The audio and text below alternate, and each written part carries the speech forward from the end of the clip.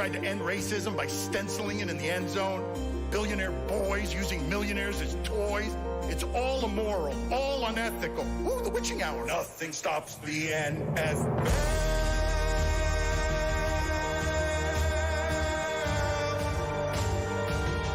Is this heaven or hell? I can't tell. It's Urban and Snyder and Flores and Gruden, but Kyler, but Kelsey, but Cooper, but Canton. It's cheating and tanking and bounties and banking, but parlays, but face paint, but promo, but weddings.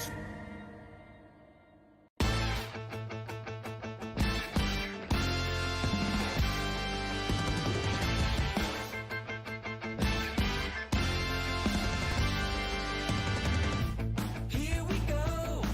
This one's for all the glory. Give it your best, it's all you got. Don't look back. Oh, it's all part of the story. You talk the talk, now walk the walk. Yeah. When the game's on the line, will you have the guts to make the call? When it's crunch time, will you make us scream, God bless football? Say it louder.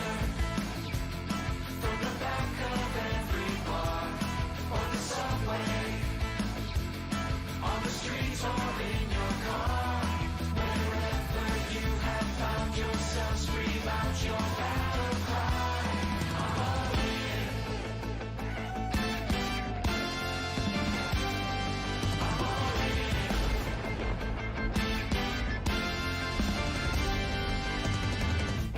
Fourth and goal, open back at your 30.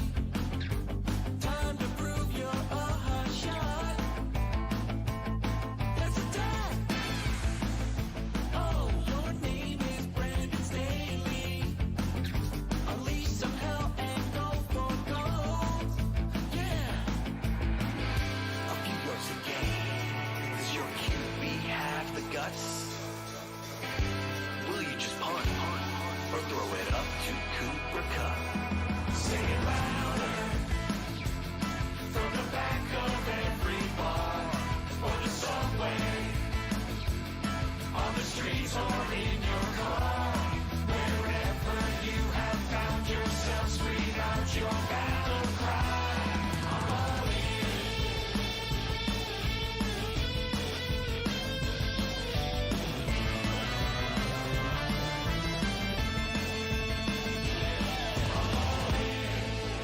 Yeah! One play at a time, boys. One play at a time. Winning isn't everything. It's the only thing.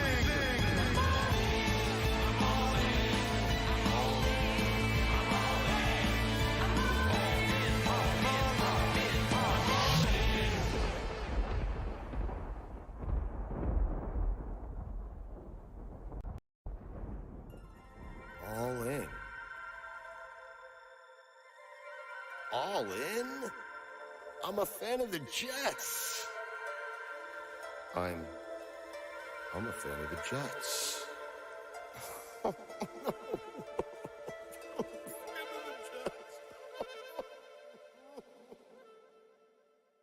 The Jets.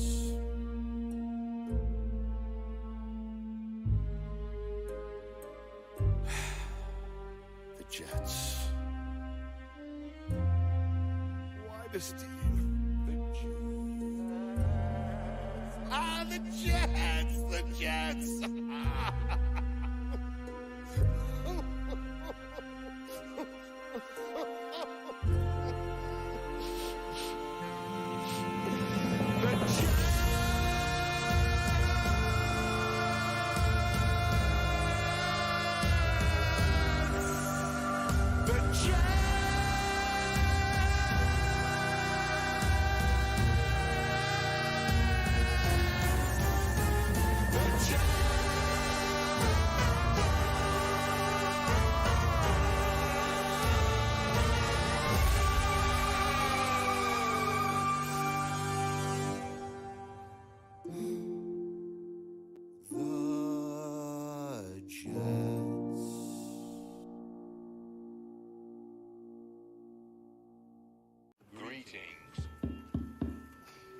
Greetings to all.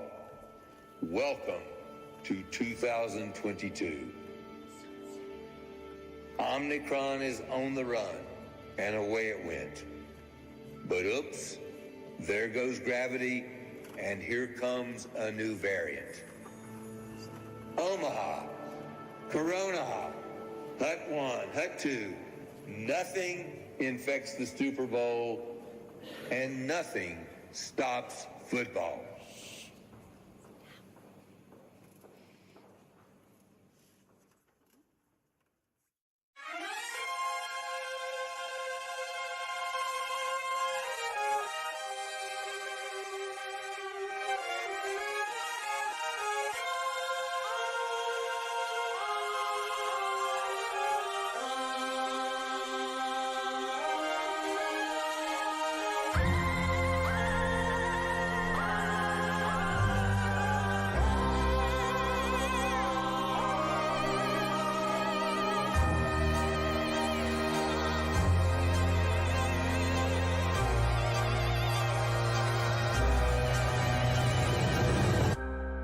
Racism, greed, trauma to brain and spine.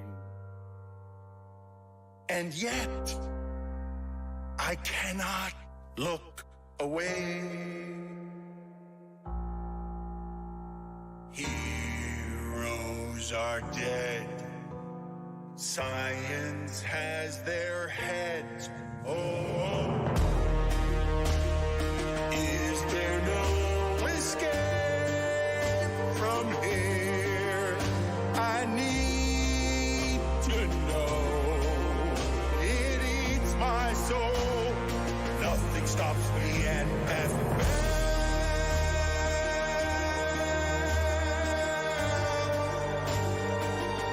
is this heaven or hell? I can't tell. It's human cockfighting. CTE prayer circles. They blackballed the blackballer. They tried to end racism by stenciling it in the end zone. Billionaire boys using millionaires as toys. It's all immoral, all unethical. Ooh, the witching hour. Nothing stops the NFL.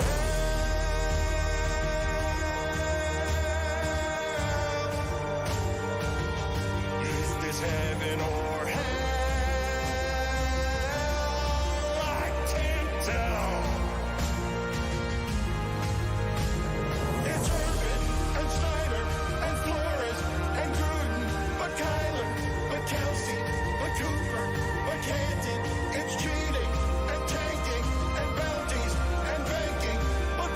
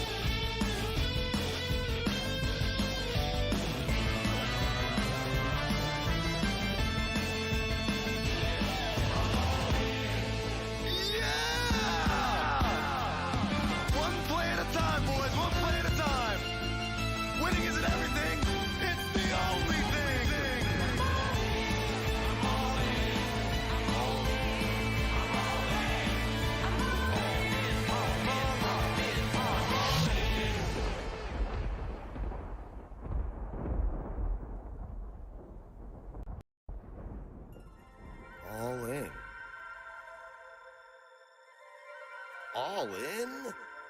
I'm a fan of the Jets. I'm a fan of the Jets.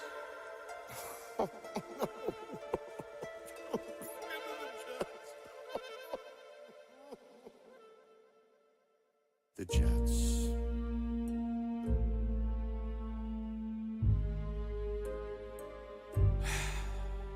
The Jets. Why this team? The Jets. Ah, the Jets! The Jets!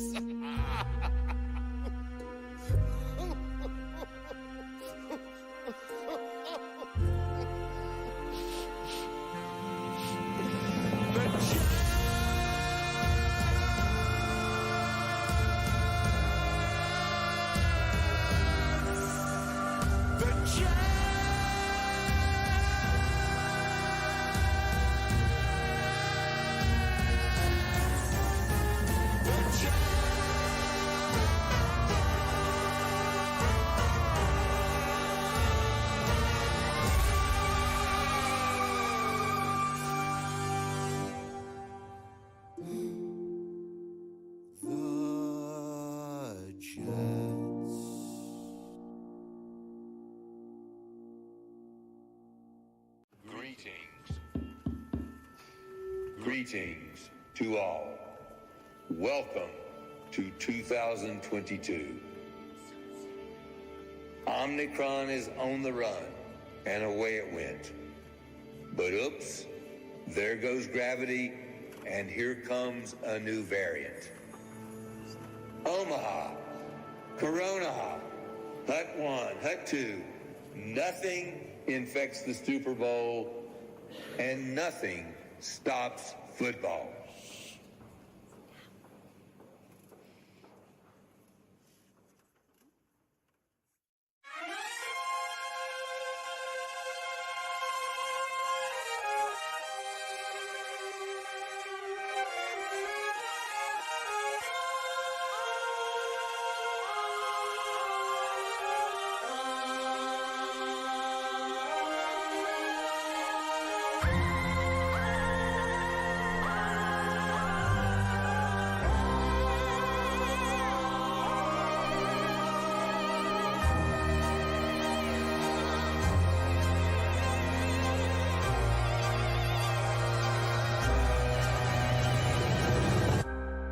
Racism, greed, trauma to brain and spine. And yet, I cannot look away. Heroes are dead. Science has their heads. Oh, is there no escape from here? I need to know. It eats my soul. Nothing stops me and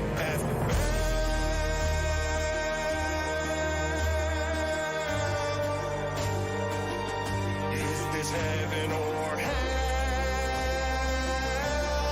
I can't tell. It's human cockfighting. CTE prayer circles. They blackballed the blackballer.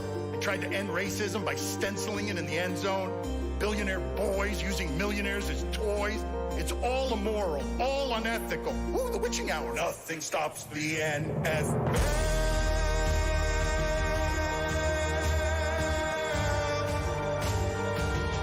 Is this heaven or hell? I can't tell. It's Urban and Snyder and Flores and Gruden, but Kyler, but Kelsey, but Cooper, but Canton. It's cheating and tanking and bounties and banking, but parlays, but face paint, but promo, but bettings. Somehow, we have not done much football yet in the couple of hours that we've already made around here that you can get via podcast. What are you looking at me like that for, Amin? We did back-to-back-to-back football. There was like one little bit of Harry Styles, and then it's been football. Not enough football, though. Not Yeah, enough football. I apologize for the Not Harry enough Styles talk. football. We talked about Bermuda grass. What the hell's the matter with you guys? Not enough football. That's true. It was the first week of the season. Everybody's unreasonable. Everybody's crazy, okay? The number of opinions, the number of opinions that were in this room about things that happened yesterday, opinions that are absolute. Opinions. You guys think you know what you know. After the weirdest weekend of football when no one can predict anything, you guys are like, I know so much about this, and let me tell you about Bullock and why he missed that kick. All of you got opinions about everything. It's an annoying room. All of you careening into each other, the 6 of you, to talk football today because it feels normal, more normal after a pandemic to care about this stupid thing. Stupid thing? Football? Guys, there's so much energy in this room today. We miss this terribly. The banter, at least in Big Suey. I wasn't here for local hour. Sorry, Dan. There's so many big programs that you can laugh at. There's so many big fan bases that you can laugh at right now. The Cowboys have to start Cooper Rush for two months, and I don't even know if we're going to get to it. Who's Cooper Rush? Right. Look, I mean, you get to learn things like this. Who's Cooper? I don't know. You are so far behind. About You to don't find know out. anything because you're the basketball guy who gets to everything late. No, you know what I am? I'm the voice of the fans, Dan. I'm a guy, I show up, and I'm like, yeah, and then like someone gets hurt, I say, no, and here's the backup, who's this guy? And then he plays well, that's the, you miss this. You don't know about this. You're cynical, everything is just blasé to you, yawn. I know how to ride this roller coaster of emotion of yes, no, like this is why people love this sport, because you're always living on the edge. You're alive. I feel it pulsing in my veins. Look at my eyeballs. These people are crazy today. My All of pupils them are are crazy. dilated, or the opposite. It's why. Now here's a guy who's crazy about football. I never feel more alive than when they're raking the chips away. Did you do that yesterday, Amin? Do what? A lot of the highs and lows? Oh, or man. were you traveling yesterday? No. I was traveling last night. Because Stugotz isn't here for weekend Were you- observations. Maybe you can take us on your roller coaster of highs and lows. Hold on, Amin. Were you on the infamous flight that has been tweeted about? That was a flight to Miami in which there was allegedly a dog that had diarrhea all over the airplane cabin. Man, I saw that tweet. First of all, thank you to every last one of the 8 million people who sent me that tweet. Thank you. Maybe you want to check my Twitter feed sometimes to see whether I had a comment on it before you just send it over. Will you just get to the story? You Oh, got a diarrhea okay. dog on your plane or not? The story, you got to tell people what the story is. There's someone tweeting that their boyfriend. Voice of the fan. I feel like she just did, but No. There's the devil's in the details. Details, Dan. Details, right? So there is someone on a plane, right? And okay, here we go. My boyfriend is on a plane to Miami right now, and a bulldog in the row next to him just had diarrhea. Bad dog to get that. Important detail. Yeah, you're right. Everyone freaked out. Bulldog butthole totally You're right. exposed. It's not a small dog now. No. It's a dog that's going to have the runs for a good amount of time. Exposed butthole. The story escalates. The dog owner began sobbing, and the dog escaped. Yes, the dog doesn't care that the owner's sobbing. The dog is now pooping all over the plane, and it's delightful because it's a dog. Bulldogs are not fleet of foot. How does a bulldog escape? They're low to the ground. And it's a plane, Chris. People aren't just walking around. It's like Barry Sanders. They're elusive. Now, covered in poo, it is running around the plane. People are lifting up their legs and screaming. And I know what you're thinking, Dan. Wow, that's a lot of detail. Let's talk about it. Nope, there's more. Correction. The dog, window seat, was actually next to the boyfriend, middle seat. Boyfriend's book bag now covered in poo. LMAO. Sorry. Apologizing to the boyfriend. Journey began when the girl next to the boyfriend, aisle, thought the dog was cute and wanted to hold him on her lap, at which point he exploded. The details. Details are Now important. you're in a flying tube that's filled with the smell of poop. You've got a runaway bulldog and a sobbing owner. Slippery. Because, I Guys. mean, Like Darren Sproles. yeah. Why is the more. owner sobbing? There's more. You have to sob. That's your only recourse. I mean, what do you do? Make What do you people mean? feel Why is bad the for you. owner sobbing? Like, what do you mean? You have to cry. Your dog. Well, you haven't cried since 2006. I would Just- cry if this were me. This would be the thing to do it. Let me tell you that. My dog's shit all over the plane. I'm in tears. They may be fake, but they are coming out of my How eyeballs. old is a dog owner? I love that Jess has like a Jerry Seinfeld-esque stretch of like not crying since 2006. Remember the episode of Seinfeld where Jerry hasn't thrown up in like 12 years or whatever? Oh, I used to have that streak too. Really? Until college. I had that one on planes. Hadn't thrown up on a plane like in 20 years until the Dan LeBatard show played a rejoin that had Dominique eating a piece of paper out of Stugotz's mouth. You threw up on the plane? I threw up on the plane violently. Because you heard me. Because I heard you go. I was so close. No, I was so close to. That's the closest I've ever come to vomiting on the air. I got some sort of weird gagging thing that can be contagious. But you do. Sometimes you do it comedically, and that time you did it for real. And that authenticity hit me on a JetBlue flight, flying here, mind you, when I wasn't feeling so good because we're going through some turbulence. And I said, you know what I'll do? I'll turn on the little TV and I'll watch something. It'll take my mind off of it. And when I was like, oh, the Dan LeBatard show with Stugotz is on. Let me watch this. Guillermo, put it on the poll. Have you ever thrown up on a plane at LeBatard show? Mike Schur is joining us now for his daily stat of the day that will go on through the end of time. Just want to point out there are more details to this whole. Oh, we'll get them. Thing. Just throwing that out there. Yes, putting a pin in it. Make it Shit-covered Maurice Jones-Drew. Thank you. I appreciate it. But why is the person crying? Like, clean up your dog's shit. Because it's all over Are the you place. 6 years old? Like, take accountability for your dog. I'm with you. Like, dog shat over everything. Super embarrassing. Clean it up. You have to cry. You're embarrassed. No, you run to the front. You grab towels. I'm so sorry. You grab the phone. You make an announcement, You can guys. do I'm all that so while you're sorry about what's going on right now. You take like your jacket off and start wiping the shit with your jacket. Like Yeah. anything to just try and minimize the damage. You get control of your dog. Crying doesn't like paralyze Does you. anyone from have doing a other diaper? It Are things. there any does. If you babies just on sit the there and plane? start crying, you're not doing anything. Where do you sound like Mike Wilbon? Hang tough. What are you talking about? Go Hang to tough? the front and grab a. It's Yeah. sitting everywhere. I the mean, dog is running. it's fight or flight. You Yeah, get in we're the on a fray. flight. We're on a flight. We've established I would just say this. If I was the person on the other end of this relationship that's kind of recounting this story, I'd be concerned about my relationship. I would say this person can't get things done in the heat of the moment. Just starts to Really? cry. Okay, well, when no, the no, going no. gets tough and the dog's shitting everywhere, this person just cries and doesn't do anything You're about confusing. That's not the relationship. The relationship is with someone who is sitting there in between the person who owns the dog who's sitting in the window and the person who asked to hold the dog who's sitting in the aisle. There's a melted chocolate bar of Jaquiz Rogers running around in there. Well, this is what's happening right now. These people, unbelievable. Whittingham and Billy, all of a sudden, cool under fire, under every turbulence and every pressure. What I am telling you is if I had a bulldog on a plane that was now running around all over the place, loose and pooping everywhere with diarrhea and no one had gotten it, my immediate move, instead of helping anybody, would be to cover up my own shame and embarrassment by making it worse and sobbing right there on the airplane.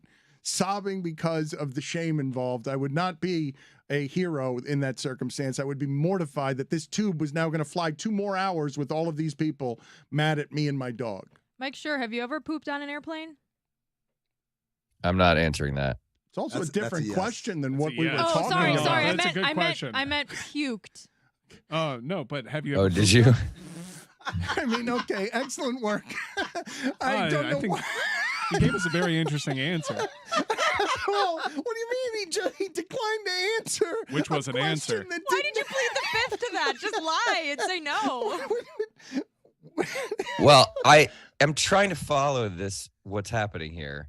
And I read that maybe incorrectly as like, have you ever had an accident on an airplane based on what happened to this dog that I'm trying to. Oh, wow. Why would you plead the fifth on that? Now you pled the fifth I to wouldn't. having diarrhea. That I would all- say no. I've all never over had an an airplane. accident on a plane. It's But I thought that you were I thought you were comparing me to this dog that Amin's talking about. Which, by the way, whose dog is this? What is the story? Well, go ahead. I mean, now fill sure. him in on the rest of the details here because he's joining us midstream. Well, intern, here goes the tweet. My BF is on a plane in Miami right now, and a bulldog in the row next to him just had diarrhea. Everyone freaked out. The dog owner began sobbing, and the dog escaped. Now, covered in poo, it is running around the plane. People are lifting up their legs and screaming. Correction. The dog, window seat, was actually next to the boyfriend, middle seat. Boyfriend's book bag now covered in poo. LMAO. Sorry. Thought dog was cute. Journey began when the girl next to the boyfriend in the aisle seat thought the dog was cute and wanted to hold him on her lap, at which point he exploded. Further developments. Flight attendant offering wine to most afflicted up front. Biohazard kit has been taken out. Seats covered in blankets. And a woman in first class is upset her dinner tray has not yet been taken away. Oh, God. That's America right now. All of it. A woman in first class is like, "Why? Where's my service? Why is it taking care of the bulldog diarrhea in the back of this floating tube?" In the end, seats were Lysoled and scrubbed. $75 in airline points were awarded to direct hits. Oh, come on. $75? That can't be true. Just a CJ Spiller covered in butt mud. That can't be true. Feel worse for the people on the next flight who had no idea what just happened on that flight and just sat down on those seats. The lights were dimmed, and a very tired and ashamed little pup watched TV for the rest of the trip. The plane safely landed. My BF is now home. He swears he can still smell poo. Your verdict, Mike Schur. I just, what's occurring to me now is, sometimes you're ready to take off, and then they're like, "Oh, there's a problem with the plane. There's a mechanical issue. We have to get a different plane."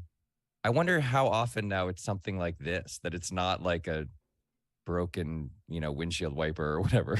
That it's like something like this happened, and they have to take the plane out of commission. It still smells It's like just poo. occurring to me. Billy and Chris, I want to get to the bottom of how you guys would handle this situation. You'd immediately jump into action. Well, first of all, my dog wouldn't be on a flight with me. Unless I'm moving somewhere, the dog would stay behind with family or like in a kennel or like a place. Like, what does the dog need to come for?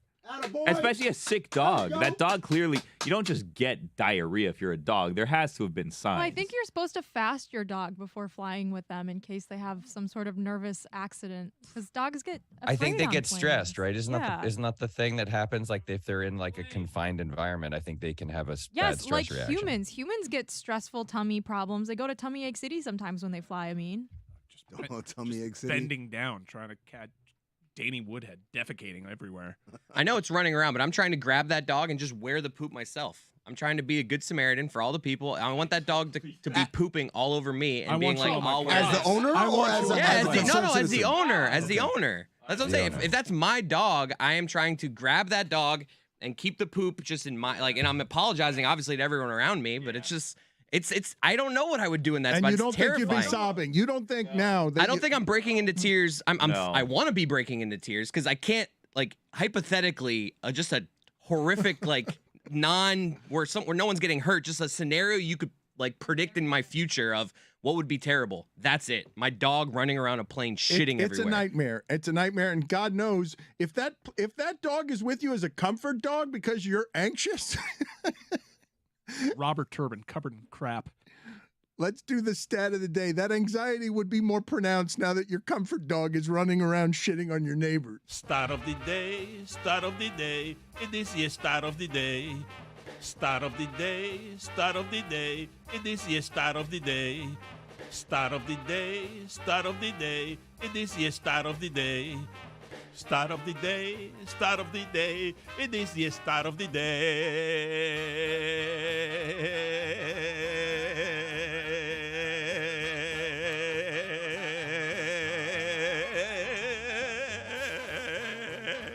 Now I can smell the poop.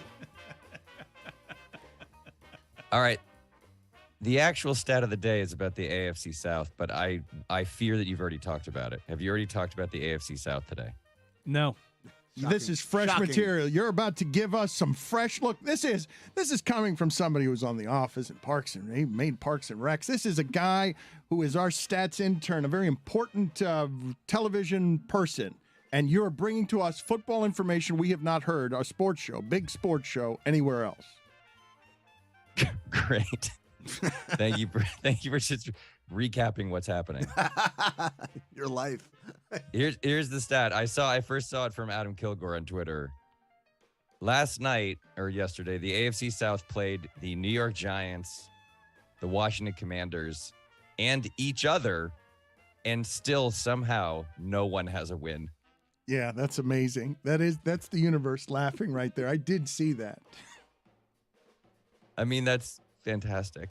This show has been complaining about Jags Titans for as long as I've been listening It's to this all show. of them, though. It's not just Jags and Titans. Now it's Colts and Texans. It's the same thing in a different uniform, sold us a different way, and it's a tie. And there's Matt Ryan, and it's all bullshit. Don't fall for it. We're about 6 weeks away from everybody picking the Colts to make the Super Bowl. I thought they were going to win the Super The Bowl Colts last year. do I this thought they were every going to be time. the Bengals. They do this every week one. The Colts just have that reputation of if they win 3 games in a row, everyone's picking them to go far in the playoffs. I don't know what it is about Frank Reich, the uniform, the building. There is something hypnotizing about the Colts succeeding. They need time to establish the run. They're one of those teams that can hang later in the season like the Titans because they got a good run game. I saw That's how you win in Jonathan. the playoffs. I saw Jonathan Taylor run the ball like 18 straight times He was- against Houston. He was minus 360 to score a touchdown. He did, but he was minus 360. I'm gambling again. I think somehow we all see that logo and think about Peyton Manning. Isn't that what's going on? I think so. Like I think you're like, you remember Peyton Manning to Marvin Harrison, and you're like, well, that's a good team. They're going to win. Honestly, that seems so long ago. Really? Andrew Luck seems so long ago. It's been a different quarterback starting for them, I think, every year for the last 6 week ones. And they're all 2 years past their prime. Yeah, they're all Matt Ryan and Phillip Rivers, and they're always Carson Wentz. They're always this guy. They're at the end of the recycling bin. They're going to play this formula out for as long as they can, trying to bring back the next Peyton Let's Manning. play guess the next Colts quarterback. Let's I'm gonna do go that Kirk right Cousins. now. I got Kirk Cousins. No, that's No, too no, no, fast. no, no. I'm going next Colts Way quarterback. too young. No, Way because too you're young. What are you making talking it- about? They no, had Carson Wentz. You're making it 4 or 5 years from now, though. You're No, making, no. I'm making a quarterback past his prime. Can they get Ben Roethlisberger out of retirement?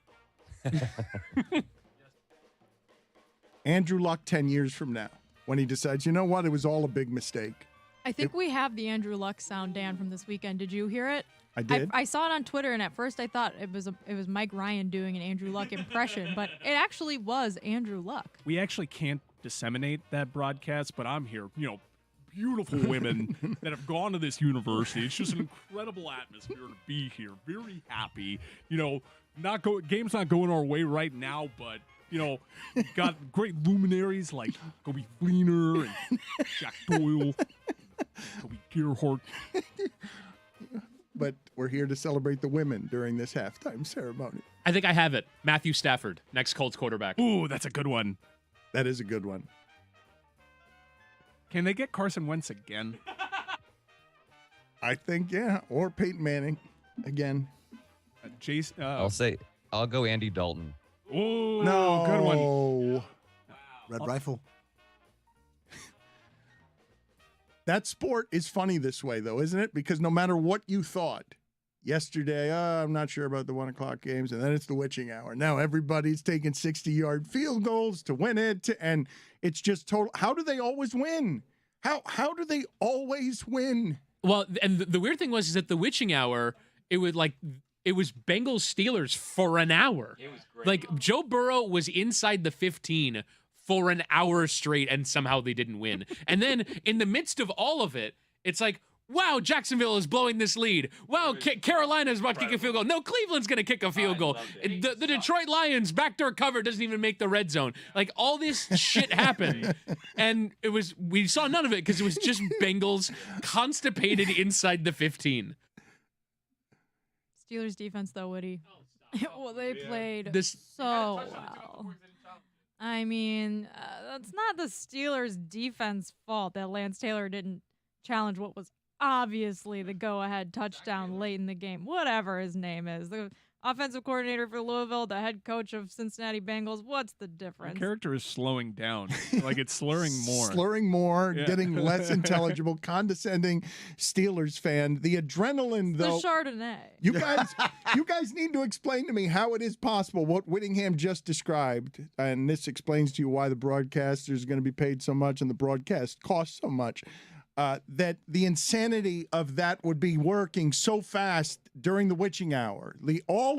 You've been waiting how long for that string of games to come together, and then 3:45, even though you don't care one bit about Marcus Mariota and you don't think the Falcons are going to do anything, 3:45, you can't get enough adrenaline pumped in, and you just said the Lions backdoor cover couldn't even make it into the frenzy. The Eagles went for it, I think, on 4th and 1, and that was the only play we saw I of the still think last they 10 stopped minutes of them. that game because the Lions had a chance to maybe get back in. The Eagles went for it, and that was the end of the game. How is this possible that this sport, the Bengals? I mean, would you be that surprised if they went 6-11 this year? Like, would you? That would surprise me. Okay, but the teams are all the same. The Colts last year could have been the Bengals. Like a bounce goes differently, and we're talking about the Colts the way we're talking about the Bengals because all of these teams are some semblance of the same, which is how this keeps happening, that the ends of these games are all close because everybody's the same, and some teams have a quarterback, and it feels so big that Baker Mayfield comes out and says, I know everybody was talking about this game like it was the Super Bowl. And you're like, what are you talking about? Your game was like the 12th one we were paying attention to yesterday because it's insanity everywhere, and you haven't kept it close until, you threw it to Robbie Anderson, did you? Now I'm interested. Every throw before that from Baker Mayfield was for 3 yards. Or blocked at the line. That first half, Scott Hansen goes, all right, here's the Baker Mayfield game against Cleveland. And I didn't see Carolina for 2 hours. That was very weird for me. That game was not fun to watch. I did fist pump when Baker ran it in and they went ahead, but also Deshaun Watson isn't starting. I was like, hey, good for Nick Chubb. Way to go. They actually get to tweet 1-0. They haven't been able to do that. Twitter wasn't around when they last went 1-0. That's funny. It's been that long. They have not been 1-0 since Jeff Garcia beat the Ravens week 1. Twitter was not invented back then. They have not been able to fire off a 1-0 tweet. Mike, did you say you had another stat of the day, or was just that stolen one? No, that was the one I wanted to give. I do have another one that I had as a backup, but I'm going to save it for when Stugotz is in the studio. Which I guess maybe will be never. Yeah, I don't know. I Coming don't know. soon. We made a terrible mistake at Metalark, not policing the vacation policy. Thank you, Mike. No, we Good didn't. talking to you. Bye, everybody. Yes, Stugotz, I should say Stugotz is going through an interesting stage in life as he takes his daughters to the dorm rooms, and now they are going to college, and so that's what he's doing right So I told my dad, my dad is like, why are you going to Miami so much? I said, well, there's a lot of, first of all, there's vacation time, and then one of the hosts has to go because his daughters are starting college. And he says, in true immigrant fashion, like, what's that got to do with him? I said, well, they like to drop them off in this country. And it's like, what? Like, my dad's never done that. 0 for 3. 3 kids, never done the whole, like, help you set up your dorm room. Get your own couch. Trip to Target. You never did No. the trip to Target, get a garbage can and some notebooks I mean, I did by myself. by yourself. Yeah. I had to hitch a ride with someone I just met, I think. Were you here, Dan, the last time that Stugotz dropped his kid off at college, where he told us how he just had the dad of the roommate build everything for them, and he went and bought pizza? Well, he says he's been very Genius. popular on these campuses. I'm still surprised how young some of our audience runs. And you know what I've learned recently is I've got a lot of kids coming up to me and saying their fathers hand me down this show. Well, Dan, there's a lot of young people watching the show because you keep going re-viral on TikTok with this Chael Sonnen Oh, my thing. God. I swear to I God. keep seeing it, and I'm like, Every time I go on that freaking app, it's Dan LeBatard. no, it's not Dan LeBatard. It's reporter owns this MMA fighter. Yes. They have no idea who you are, but they know your face because you own that Have you MMA been fighter. recognized as that guy from TikTok yet? That has happened. I've been taking a lot of pictures with young people. Yes, it's the TikTok thing. Yeah, well, I mean, I don't know. Most of them are saying something about their show and their fathers handing them down. You know, in leaving ESPN, not just our show, but highly questionable, you've lost some visibility. But who would have thought you would have found it on TikTok? With the Chael Sonnen interview that is totally fake satire. You're the TikTok guy. He and I playing a part. He and I playing a role. He called me a charlatan. It's just. It's, Wait, it was fake? Don't tell No, anybody. it Don't was tell fake. anybody No, that. Don't no. tell anybody that. It's totally No. serious. pro It's- wrestling. I So said that real. Chael Sonnen is as close as I will ever come in my career to the relationship that Ali had with Howard Cosell. Because that is- we You were should have both. picked someone who was It's better than pathetic. Chael Sonnen. Hit the sounder. Look at me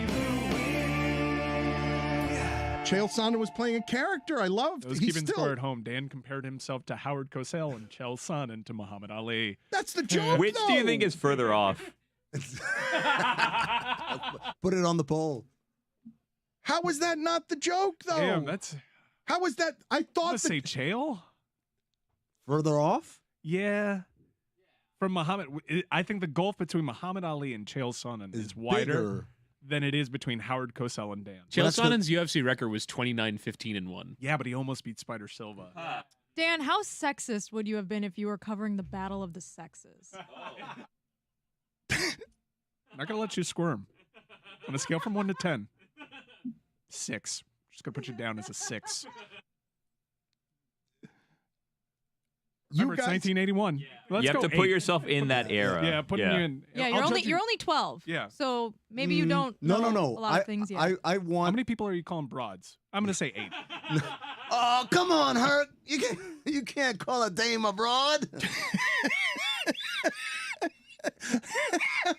I just referenced that show. I'd love to do a spoof of that show. That would be so good in 2020. Oh my, 2020. The time machine now? Come on, Doc Brown. It's 2022. Oh my God. No, let me tell you something. Dan, I've pitched this for this show many a time, and no one seems to want any parts of this.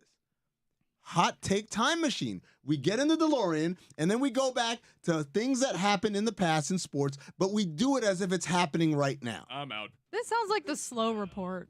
No. It's not the slow report. No, because this can get you canceled. How? That's the difference. Because you're using the language of the time. No, I'm not saying we have to do it as if we. He's saying to get close to it. He wants, Amin, man. It's get here late. Let's go straight to the third rail. Like, he's already out here.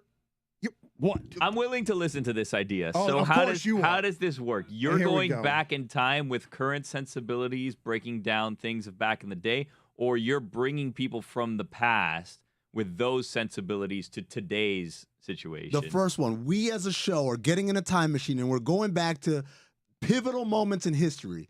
And then we're just going to break it down without the foresight of what happens in real life. Like in the moment, as if this show were there when it happened at the moment. So for instance, if we want to talk about the Immaculate Reception, right? We're going to call it, and I want Stugotz to be out there talking about the other team choked. It wasn't the Steelers who won the game. I don't know why It's no one whoever they buys beat. in on this idea. I love the idea, but we've tried it like 6 times with Stugotz, and he tries to terrified ad-lib it, and he's acting, and that never goes well. He's terrified It's better, every single It's time. just better for him to be himself as opposed to being asked to act the character. But so you it's never also worked. you know how it ends, right? You have to do it on things that you don't know how they play out.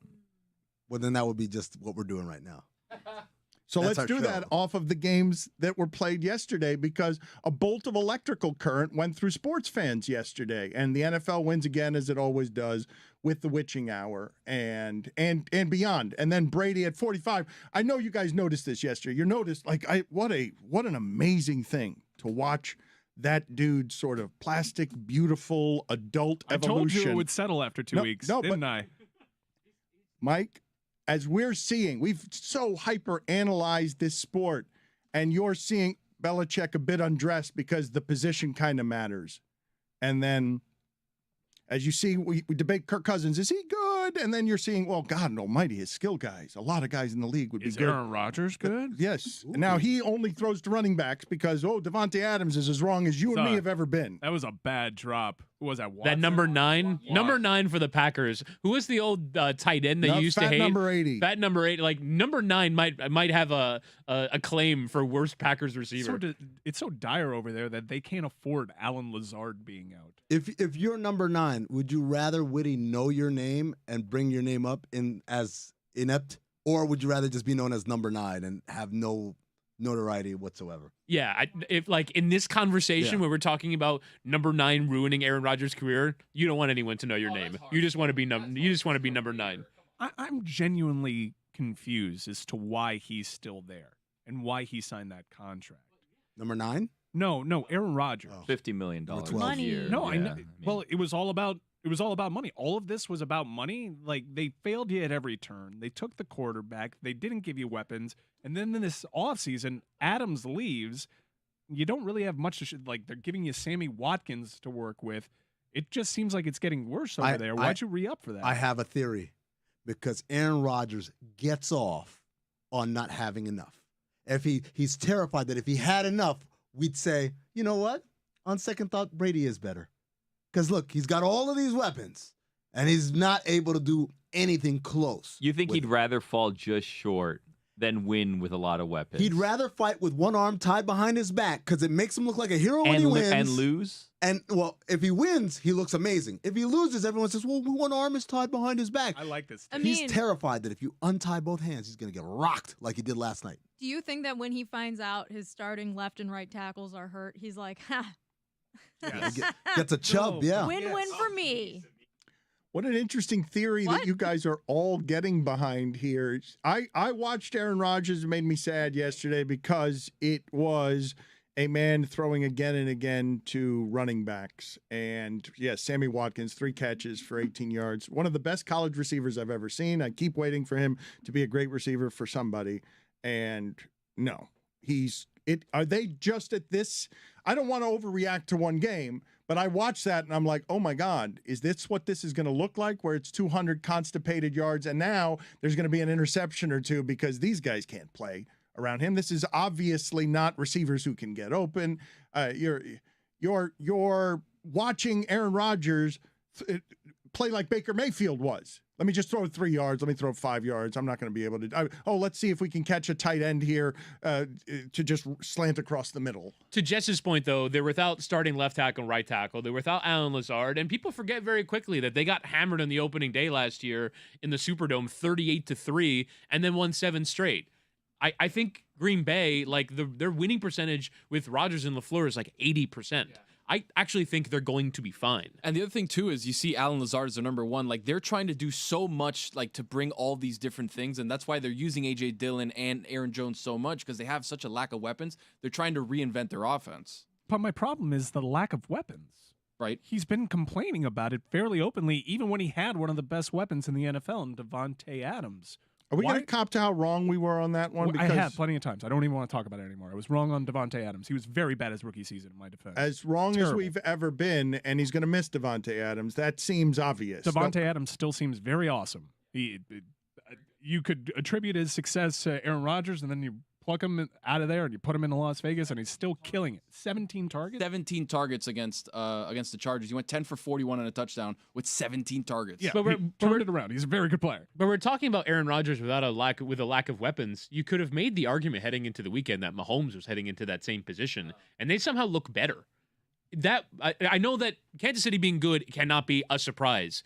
The degree to which they were good, as someone who had the Cardinals with 6, but if you're it was overwhelming. If you're going to do, look, man, the entire coverage of this sport will be Overreaction Monday. We will do this with Baker Mayfield. We will do this with the Dolphins. We won't remember any of it 6 weeks from now, and then it'll change a couple of times with injury and everything else. But after week 1, all of us are saying, man, it's going to be fun to watch the Bills and the Chiefs play at the end of another season, isn't it? Because those two teams look healthy, more overwhelming than everybody. I love that Witty's last part of the sentence defined the whole sentence, which was, as someone who had Cardinals with the points. Just, it kept going. It was like Mahomes, like 20-7. Like, all right, it's 20-7. Got this. Cardinals can get a touchdown here. We're under control. But holy shit, in the second half, I just kept going. Where did these receivers just kept spawning? Number 10s were wide open all over the field. Who is number 10 now in the Chiefs? It's a guy called Pacheco. He's a running back. And it doesn't help that that one of the guys helping Patrick Mahomes, who was one of the just some guys over in Green Bay in MVS. I do understand. It's Tony. It's a big contract, right? This happens to every quarterback that signs the big deal, and then 2 years later, you're wondering aloud, where are all the weapons for this? Well, it happened with Seattle, right? Yeah. Where Russ had this big deal, and it's like, oh, wait a second. How do we pay for all the defense? How do we pay for all these weapons? But it was almost Aaron Rodgers or everybody else. And Green Bay Packers said, all right, Aaron Rodgers, you're going to get your deal, but that's going to cost you MVS. That's going to cost you Davante Adams. That's going to cost you somebody we can get in free agency. But they had a deal worked out. They had the framework to bring Davante Adams back. And Davante Adams and Aaron Rodgers were in communication. He knew Davante Adams wasn't coming back. He still went to Green Bay. Where was he going to go, Mike? Anywhere else. Yeah. The agreement was he could have just gone anywhere. So, but anywhere, really? I mean, who has the cap space to sign him to that massive deal that already isn't in the red for another quarterback? maybe a team closer. I just don't understand. He could have gone with Kyle Shanahan. He could have figured out, look, man, these guys are so all-powerful. He could have figured out, you don't tell me that the two-time back-to-back MVP of the league can't pick the place where he's going, even if Tom Brady's on the barber shop calling Derek Carr a motherfucker because he's saying, that's the guy you won't replace me for. Do you not know what kind of brand I am? He could have played anywhere. They could have figured out the mechanics of it. If you're him, though, do you want to be bouncing around at the end of your career? Like, you could just stay a Packer for life, be the best Packer quarterback ever, get $50 million a year, and just write it out. It's always what the $50 million means, right? It means that Patrick Mahomes is not the highest average annual value quarterback in the league. It means I am. And I'm sure he's probably looked at the quarterback salary rankings, and he's probably looked at it and gone, hang on a second. Why am I getting paid less than all these guys? That overtly? Yeah. You guys are doing it like that? He's just why else? scared. He's not playing for community Why service else? hours. Coward. He's a coward. Call him what it is. Why are you guys so afraid of this take? He's a coward. He doesn't want the responsibility of greatness. Okay. Carefully, we're trying to get him on. No, well, I'm going to go ahead and tell the people. No, he's supposed to be on the last couple of weeks, and he was going to be on this week. He's been everywhere. If he doesn't come on here, he hates us. No, it's because he's a coward. Well, he's scared you're of this not show. helping. Did you He's tell him? scared of this show because we hold people accountable here. No, we don't. With a bell. You should tell the Packers that Dan's the guy from TikTok. Yes, he's been on Mar. He's supposed to come on this week, but my guess is after that loss, usually after losses, generally in the NFL, people don't start wandering around doing a whole lot of interviews. But you can call him a coward if you like. I find more interesting as we talk about this because you guys are talking about some very base stuff, decisions, humanity, contract decisions, money. But yesterday in the sport we all love to analyze and overanalyze and hyperventilate about in Arizona as Kyler Murray comes off a contract dispute in which he's playing video games too much allegedly, and now Kingsbury comes under it and everyone realized, oh, that was 25 and 23 at Texas Tech, and then it got promoted to that, and soon he'll come under it.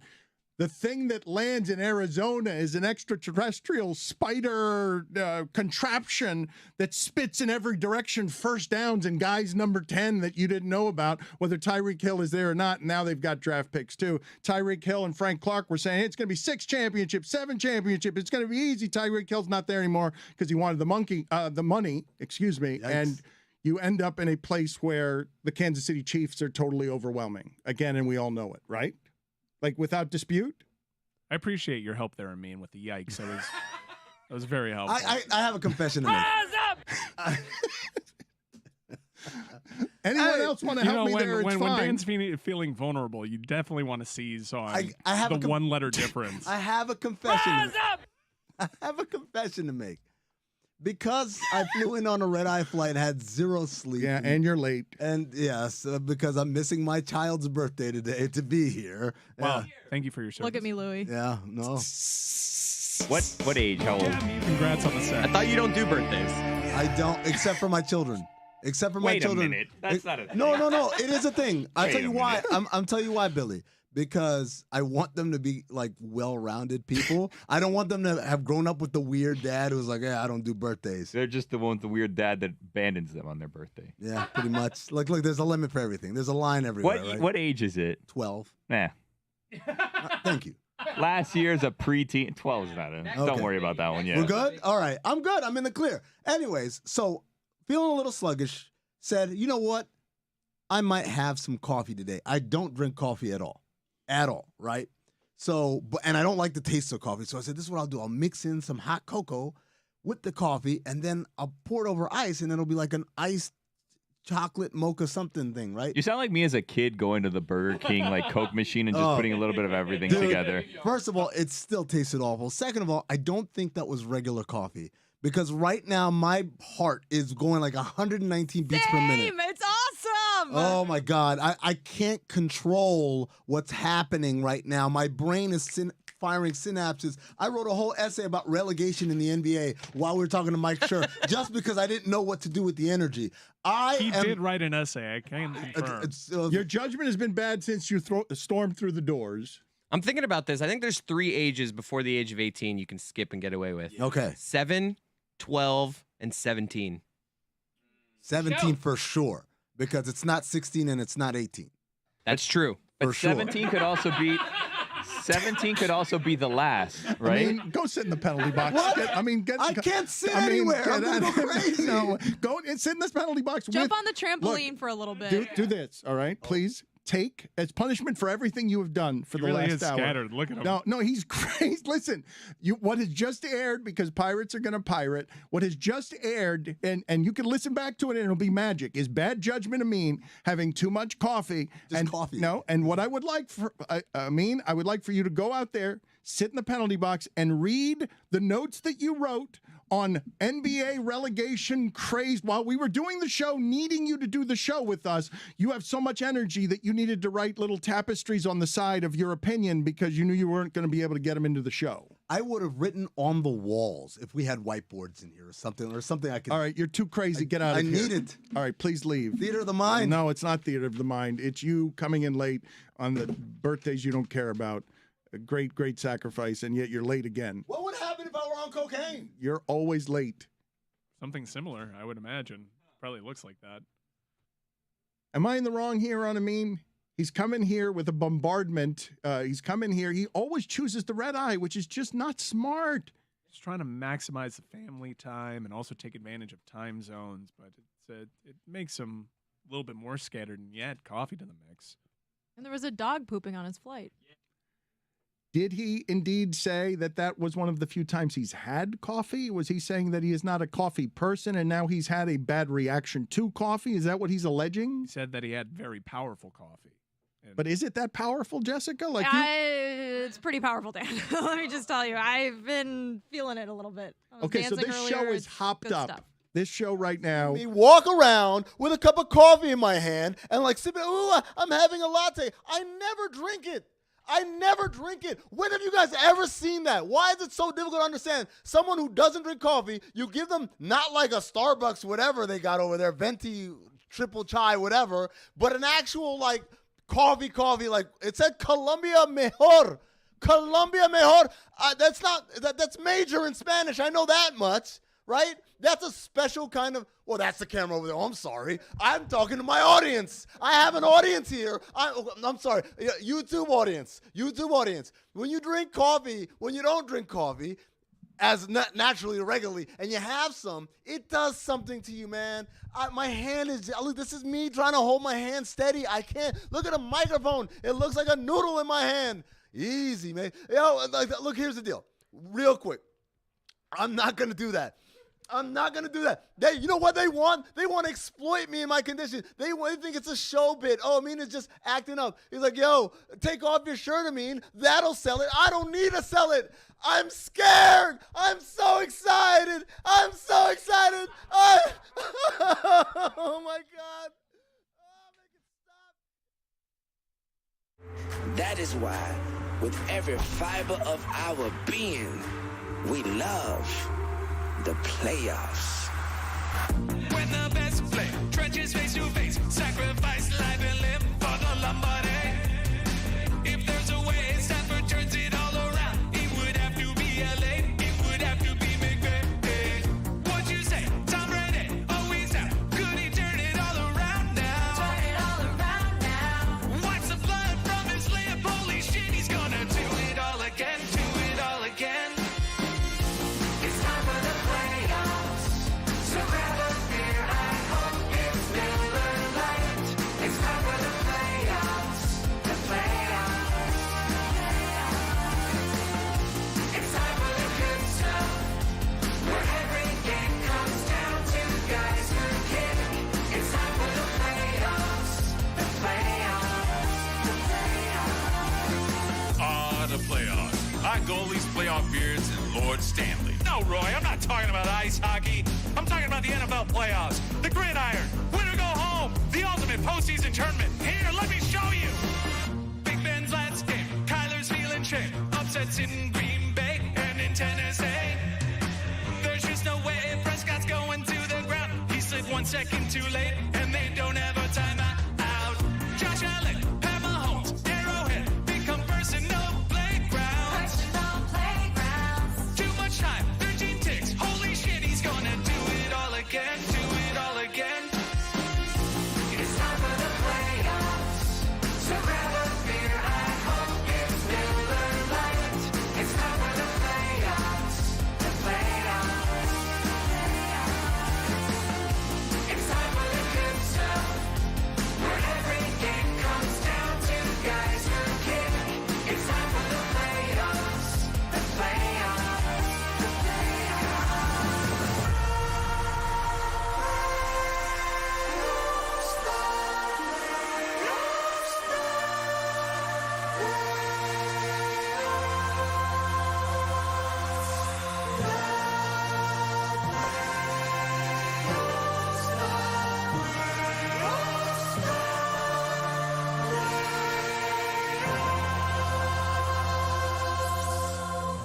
playoffs sometimes mean having to say goodbye. Even if you're not ready, careers wind to an end, mantles taken, last chapter's written.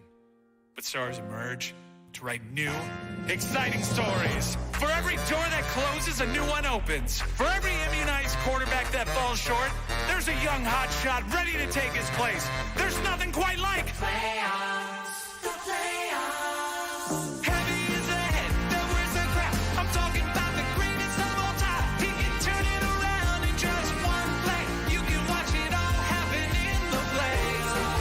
The playoffs, the playoffs, it's the playoffs. Never is afraid. Eyes in his face. The chosen.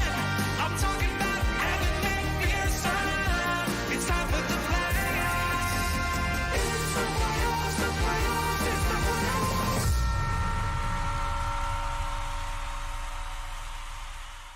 Evan McPherson? The GOAT? He's a kicker. I mean, Tom Brady's bed's still warm. Tom Brady just left. You're the greatest of all time.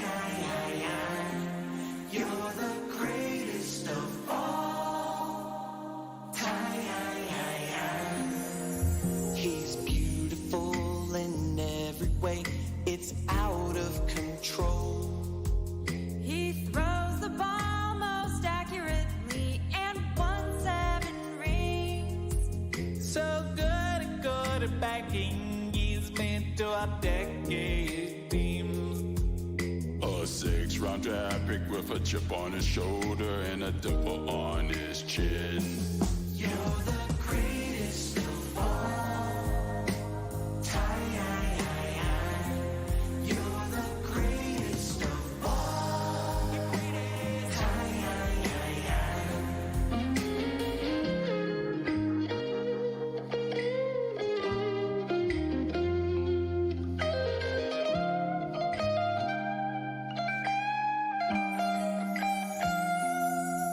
He broke so many records and reached unattainable goals.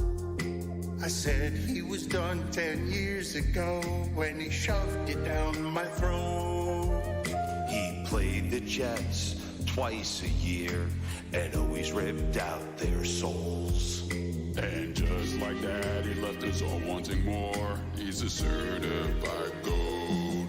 You're the greatest of all time. You're the greatest of all time. You're the greatest of all. The greatest of all time.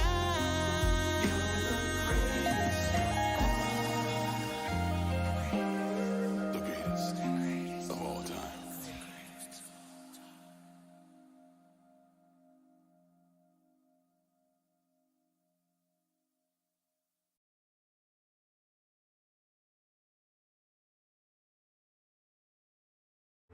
That is why, with every fiber of our being, we love the playoffs. When the best play, trenches face to face, sacrifice life and live for the Lombardi. If there's a way, Stanford turns it all around. It would have to be LA, it would have to be McVay. What'd you say? Tom Brady, always out. Could he turn it all around now? Turn it all around now. Wipes the blood from his lip, holy shit, he's gonna do it all again, do it all again. It's time for the playoffs. So grab a beer, I hope it's Miller Lite. It's time for the playoffs. The playoffs. It's time for the good stuff. Where every game comes down to guys who kick. It's time for the playoffs. The playoffs. The playoffs. Ah, the playoffs. Our goalies, playoff beards, and Lord Stanley. No, Roy, I'm not talking about ice hockey. I'm talking about the NFL playoffs. The gridiron. Winner go home. The ultimate postseason tournament. Here, let me show you. Big Ben's last game. Kyler's feeling shame. Upsets in Green Bay and in Tennessee. There's just no way Prescott's going to the ground. He's like 1 second too late, and they don't have a timeout. Josh Allen, Pat Mahomes, Arrowhead, become personal playground. Personal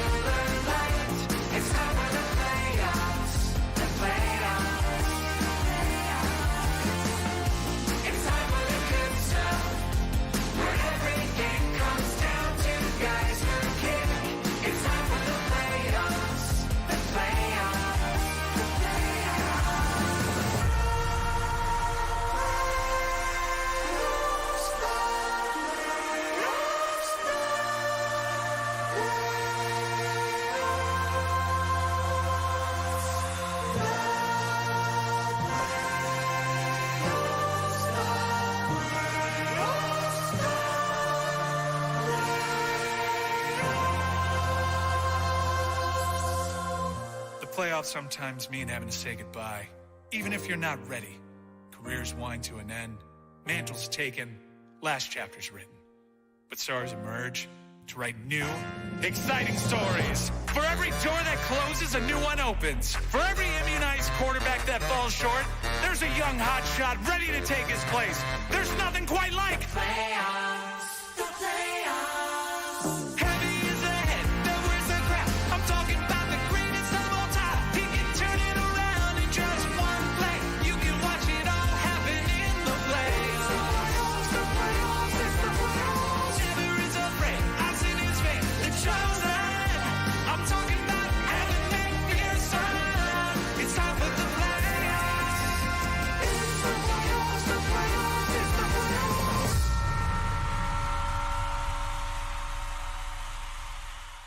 Evan McPherson? The GOAT? He's a kicker. I mean, Tom Brady's bed's still warm. Tom Brady just left. You're the greatest of all time. You're the greatest of all time. He's beautiful in every way. It's out of control.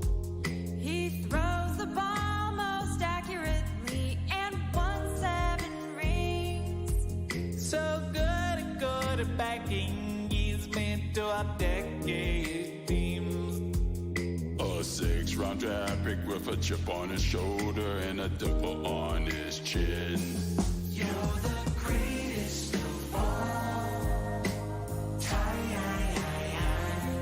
You're the greatest of all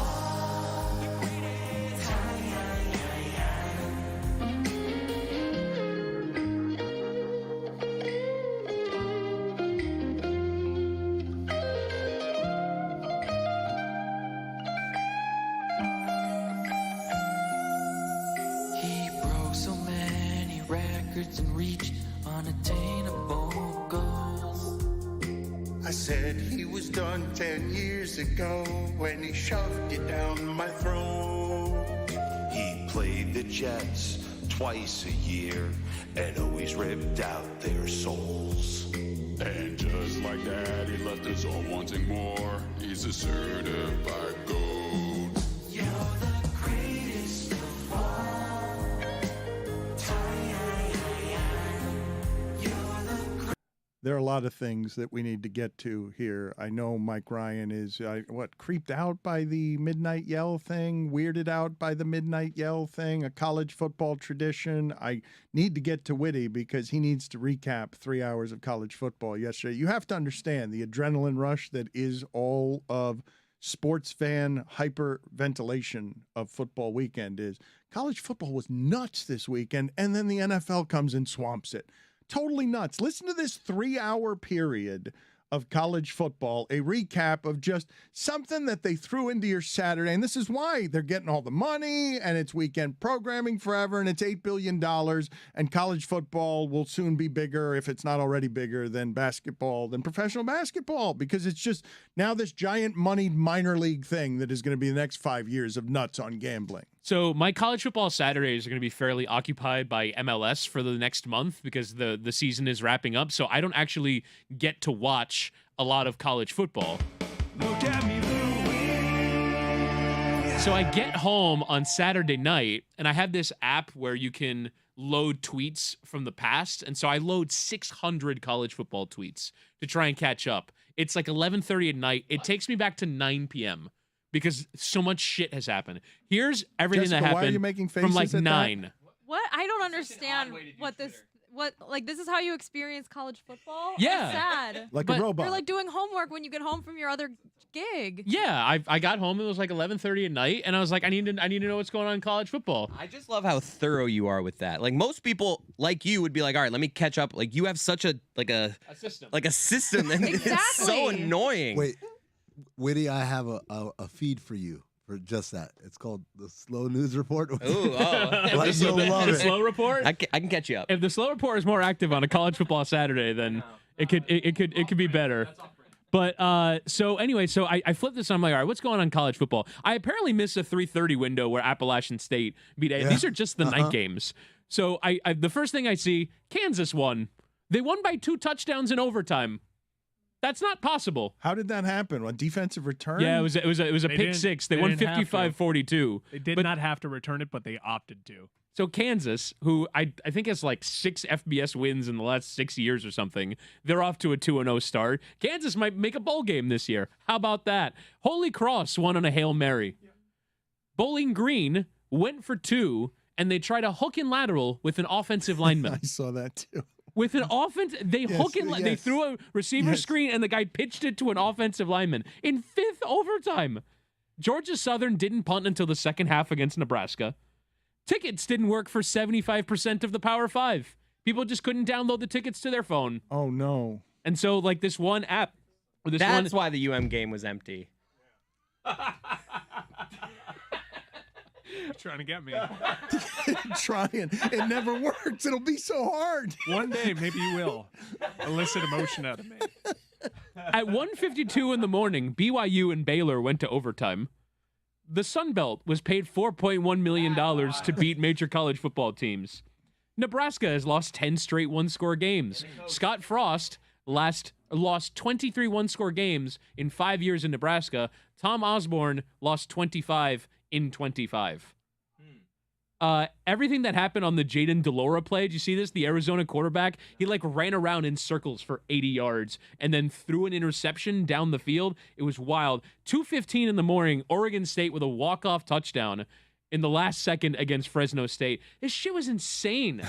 I kept blowing like, what is happening in this sport? That was started at 9:30 p.m. All the games, it's like one big witching hour because all the games are happening all at once. You have to, there's this great Twitter account at Sickos Committee.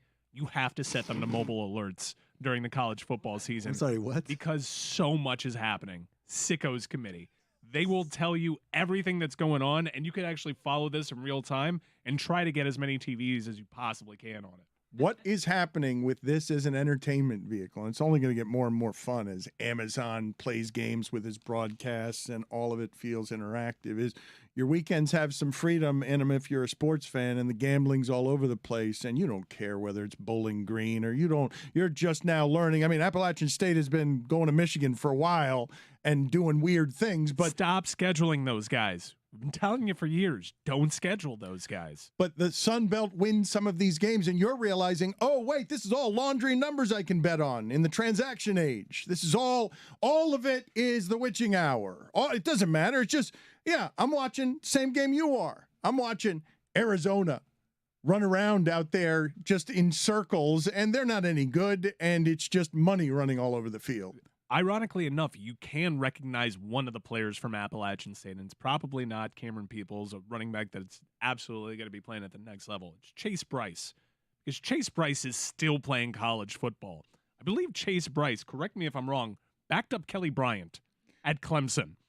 I think he's played a University of Miami team in 3 different uniforms, Chase Bryce has, because he went to Clemson, he went to Duke, and because of the COVID year, he is still at Appalachian State. Is the future not here right now with all of these transfer portals and everything else where you're seeing that, oh, this is just minor league gambling on football. This is just minor league gambling on professionals. No, but I'm saying it's just, I don't have to wait till Sunday to get my fix of I'm going to make prop bets all over the place on people who are paid mercenaries. Yeah, that's the deal. And it is the second biggest major sport in the United States. The TV ratings help bear that out. It's not basketball. It's not baseball. It is college football. College football is king. And it is a testament to the power of the NFL that we always do this. We don't talk enough about college football. Bama and Texas had a classic game. And it makes you actually really eager to see where college football goes from here. Because Alabama, look, part of their success is they have the greatest coach of all time, obviously. But they've been doing this thing where they won't go on the road to play a non-conference game against a Power 5 opponent. Last time they did that was 2011. It's tough to do.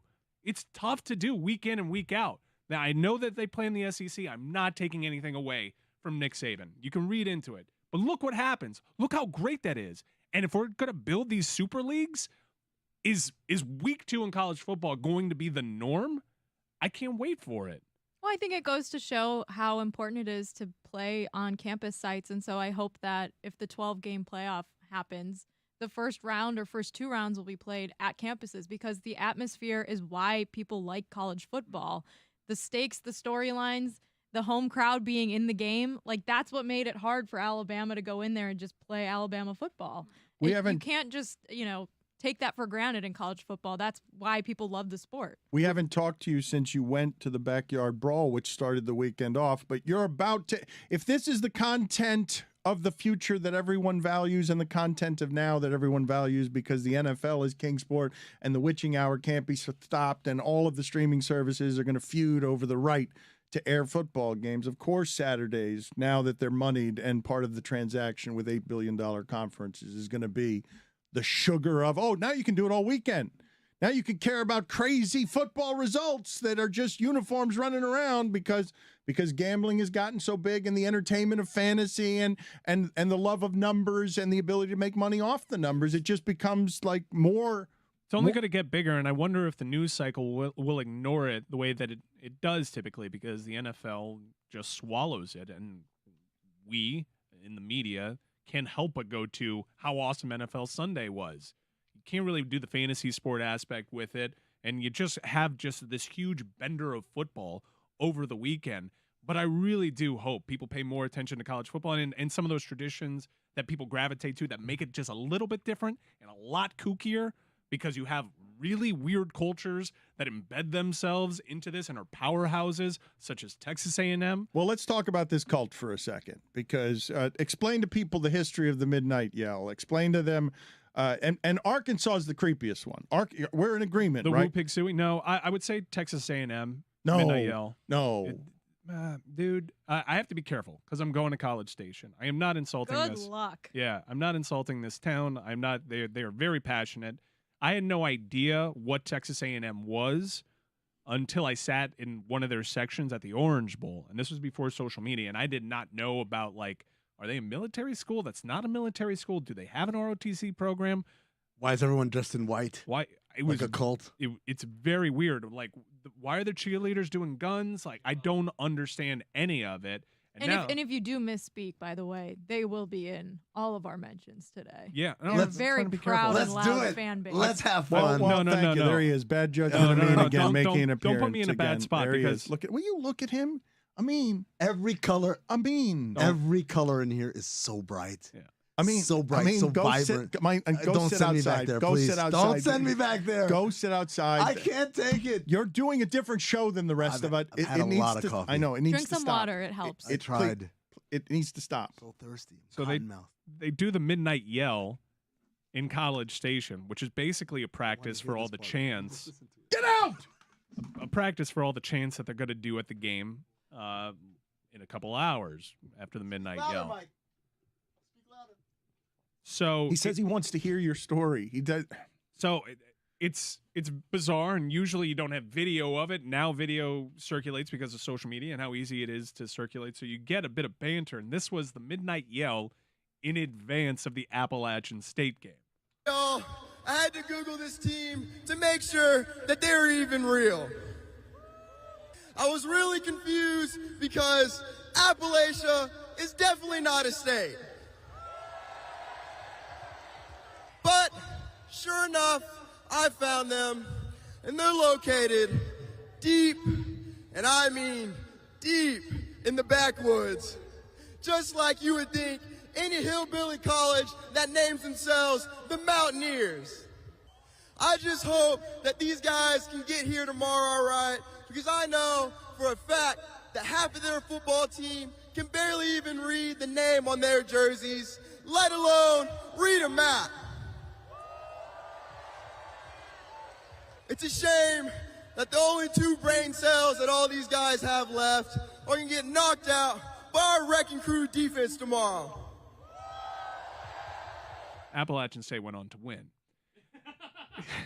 It was weird. They weren't inspired by that amazing stand-up routine by the dude in overalls doing finger guns in between every line. That's It what is those pauses really, were. really cringy stand-up that he was doing there. And then, of course, yes, you can't lose. Again, though, as we head into minor league football and money spilling from the sky, the Sun Belt Conference takes the weekend. We're gonna just ignore? We're gonna talk about the NFL and the Mariota-led Falcons because we must, instead of sort of celebrating what's coming for Saturdays. What I'd like to talk, because I had an opportunity to go to the Midnight Yell on Friday, and I'm not going because I number one, it's just not a good place for me, and number two is I was kind of worried as where it might go. And hearing how people in College Station, Texas, talk about Appalachia, how do you think they're going to talk about Miami? I can't wait. Yeah. I mean, please, I want stand-up branded comedy coming out of Texas A&M. Are we afraid that they are indeed culty in spirit? They're the kind of fan base that if you call a cult, they'll just tell you, plain as day, yes, we are. And you think that you're insulting them, and they'll just, yeah, no, we're absolutely a cult. I have nowhere to go after that. It's very disarming. We got passionate fans. That sounded like Bane. We've got passionate fans. Very different. No, it didn't. Okay, let's do the F1 This is Sean minute. Connery now. Let's see. She's hopped up on coffee too. Is the problem? Just like Amin, she's yes. Okay, let's do the F1 minute under these circumstances with you jacked up on coffee. It was a big F1 weekend. Look out! Here comes Jessica. Watch out now. Yeah, we've got 3 F1 minutes in a row because I didn't do one after the Belgian Grand Prix because that was the day that Zach Carper watched 2 Aubrey Plaza movies. So Oh, she is having a moment right now. here we go. The summer break, Belgian Is Grand Amin Prix, wearing a Dutch Hall & Grand Oates shirt? Prix, and the Italian Grand Prix Formula 1 minute. During the break, Sebastian Vettel retires. Fernando Alonso is going to Aston Martin. Oscar Piastri is going to Alpine. No, Piastri is going to McLaren. Ricciardo is out. 2023 seats are up for grabs in Williams and Haas. Spa grid penalties. Sunday at Spa, Lewis and Alonso collide. Lewis is out. Valtteri and Latifi are out. Ferrari is on plan Z by lap 10. Max Verstappen overcomes a grid penalty to win the race. In Zandvoort, Verstappen wants to win his home race. Lewis Hamilton has hot tires in the lead, but Yuki Tsunoda's seatbelt is broken, and a virtual safety car gives Verstappen a chance to pit. Bottas retires late in the best lad. George Russell pits. Ferrari forgets a back tire. You need 4. Lewis's best chance to win of the season is in shambles. Verstappen wins another one. The final weekend of the triple header is in Monza. More grid penalties, but no one knows who's going to start where. Good one, FIA. Leclerc takes pole position. Verstappen is P7. In Ferrari's home race is theirs to lose, and they will. Daniel Ricciardo is racing in a hot seat for 2023, but he has to retire his car. 5 laps to go. Will we get a safety car? Will the race restart? The safety car is deployed, but the race will end under a virtual safety car. I did not know that could happen, and neither did Michael Massey. With only a handful of races to go, Verstappen can clinch in Singapore and win his 2nd Drivers' Championship. That's amazing. You got an timer in your head.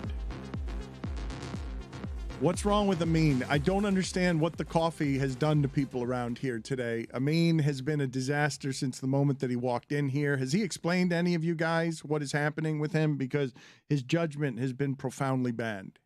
Worse than usual. Soaking wet. He's having a heart attack. Tony, I was told that you have a top 5 something for us. Oh, Top yeah, 5 Dan. something. Yeah, Dan, I do have a top 5 something. Billy told me, and It's here. branded apparently too. He just walked in and out. Guys, I have a Tony's top 5 for Monday, and we're like, what is it? Well, no, Tony's top 5 for week 1. It's Oh, different. there's a week. Yeah, it's but week it 1. wasn't actually done. Well, that's done now. Because he walked in saying, guys, I have a top 5. And we're like, what is it? He's like, I still got to work on it. No.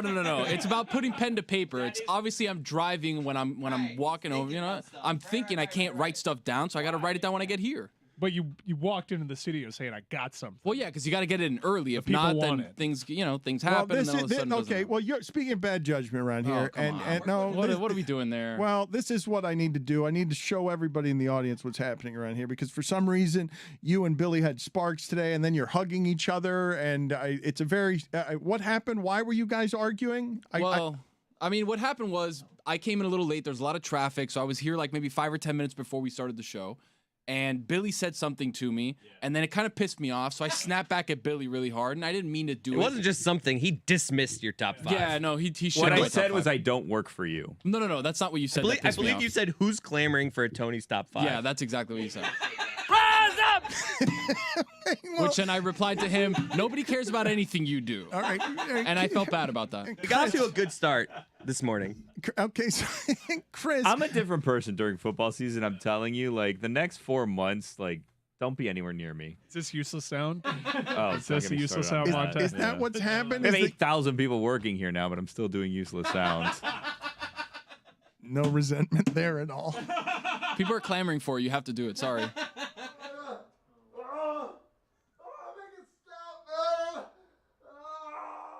We are sorry that we have made several people here crazy with coffee and the dungeon and in the prison that Billy lives in with useless sound. But what I don't understand is why you guys are snapping at each other. And I don't also understand, is Billy rooting? I didn't want to go to this top 5. I did not care for Tony's top 5. I asked Billy if there was anything in football that he wanted to talk about, and he says Tony's got a top 5. And so I'm asking you guys, as we talk this out on air with I want to hear it. I want to hear Tony's top 5. It's a weekly segment. Number we're going to do Tony's top 5. Is it sponsored? Well, not yet. But who determined that there would be a weekly top 5? Was there a meeting? Well, just Was there in a case meeting you that guys we want to didn't- go to it, I'm going to do it no matter what. If you guys want to go to it, you can. If not, Was I'm that just how going to good post ideas word. come together? No, Tony texted me about it. I was like, I'd love to hear it. Thank and he's you. like, maybe I'll also do it on air too. So Thank it's you. really just for me. I like that he's calling a shot here. I'm gonna make a top 5, and I'm How gonna do else it. am I supposed to do stuff around here? Tell me that you want to do something and we can discuss it. He is right now. I just did. Rise up! But he also told Billy in the garage, and Billy snapped at him, and then they were hugging each other. I don't understand the resentments that are growing through Tony wants to do a top 5, and none of us trust him to do it. It's a great top 5, Dan. I don't know what Does you're anyone trying to say here about it. trust that the top 5? I have an idea. We let him do it this week, and this room will vote on if he gets to do it. No, for the that's rest not- of the that's season. There's not- 5 of us in here. But That's we not also good. didn't vote on him doing it this week, so he's just But going to come back next He's week. gonna do it this week, and we're gonna decide. Huh. And if it's really good, Tony, we'll all vote yes. That's fine. I'm going to do it no matter what. It's going to be me screaming into the void Well, for but this- 17 but is it weeks. You It's already fine. got one yes with me, buddy. No, Thank but you. you're a good He hasn't done teammate, it Chris. But here's the problem, okay? I've got a show to do. And Tony's judgment tends to be bad. And right now, Amin's playing a good deal of defense, and Jessica can handle her coffee very well, obviously. And Amin can't handle anything because he's been useless today. As Stugotz, incidentally, texts me from campus, okay? This is the Stugotz we're getting today. If he's telling you, Dan, I'm texting from campus, I don't think he's there. Okay, fair enough. But this is what he's been doing How because many times does one take their daughter to school?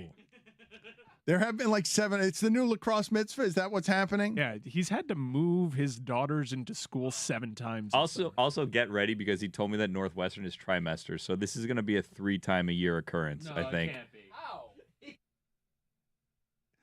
He's the best. That's just for one of them, then semesters for the other. So it's at least at 5 times a semester. Rise up! He is claiming that he is pointing finger guns at students that he is trying to keep away from his daughters because he's very popular on campus and the kids know who he is. He just told a baseball player to keep it moving and that this dorm room is the dorm room he has heard where everyone strikes out. So he's wandering around insulting college friends of his daughters to keep everyone away from them being maximum Stugotz. He also had a horrible idea earlier that he pitched to Jess, which was he wanted to pay a football player NIL money to be his daughter's security guard. And we're like, I don't think so, Stugotz.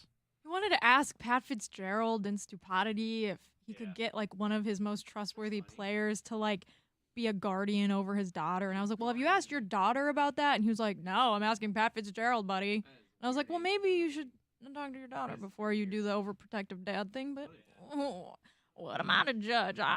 My daughters, no one wanted to mess with Jimbo's daughters when they were in college. Didn't get a lot of support there on I'm that, sorry. huh? I'm looking up at the screen right now and getting very distracted by Amin. It's just like, I don't know Everyone's what's... been a good teammate here because I'm now longing for Tony's top 5. I would Number say. 5. What is the list?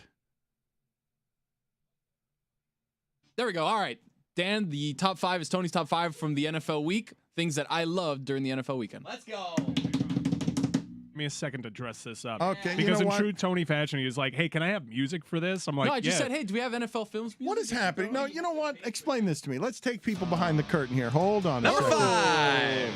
5. Dano, looks like Patrick Mahomes is doing just fine without Tyreek Hill. That's good. Oh, I get like it. that These one. are going to be bad. I get it. No, That's a great one. That is you. great. That is the best analysis I have heard from Well, no, get hold to- on. I got a little bit deeper analysis. That's Can I- right. Can In I week pick better one, music? Yeah, you can. I This mean, you is can. not working. Okay. Hold on. All right. second. I'll But- save the analysis. All I'll right. save the analysis. Yes. No, that was. What we don't need any more. There's more. You're going Yeah, to there was- elaborate on what the No, Chiefs just were a doing. little bit. No, just a little bit. Okay. But I'm gonna wait for Mike. I like it like that though. The crappier the better. Who's sponsoring it? Nobody. Nobody yet. No one's asking. Nobody yet. Not a person. Chris Cote. Depending on how it goes. Wait, hold on a though. Personal second. Wait, sponsorship, whoa, NIL hold, deal. hold on a second. What, Tony? Are you still doing TV stuff or no? What do you mean? Like video stuff? Because Yeah. Stugotz isn't here, so his weekend observations. When Miller Lite needs something. Oh, Miller Lite would Maybe love this. Miller Lite Maybe wants I can your change top and five. make it a 6-pack. Yeah, but okay. A little 6-pack but of Miller but Lite you got for to you put the guys. logo on What the about that, screen. Dano? Do you still work in TV? Put the logo on the screen. Yeah, okay. Danny, can you put the logo on the screen? Okay, yeah, it's somebody else's job to make him a star. Tony, on behalf of Unearned Entitlement, number 4. No, number 5 still. Number 5 Number gets a 5 six-pack. I'm Yeah. trying to move it along. Yeah. It's a 6-pack now. I like number 5 as the Chiefs are just going to be fine. Okay. The Cowboys are in trouble, Dano. NFC East all 1-0. The Cowboys 0-1. Dak Prescott out for a month or 2. Not good. I like this segment. Number music's 3. the music's The not right. music's no Okay. good, but The I do music's not like the right. segment. I like the. Thank you. We're missing the logo too. Is that a vote yes from Dan? I mean, We're halfway there. We're halfway there. so far. I got a couple. No, I I'm got a just couple. blindly picking a song called Stadium Stomper. I feel like this Ooh, is I the like that. one. Yeah. The sports songs on APM are never what you hope they're going to No. be. You got to look Let's for see other this one. stuff. This is for number 3. Okay. Oh, Kind of funky. we're back. It's Footloosey. Number 3. Carson Wentz is exactly who we thought he was. He really is.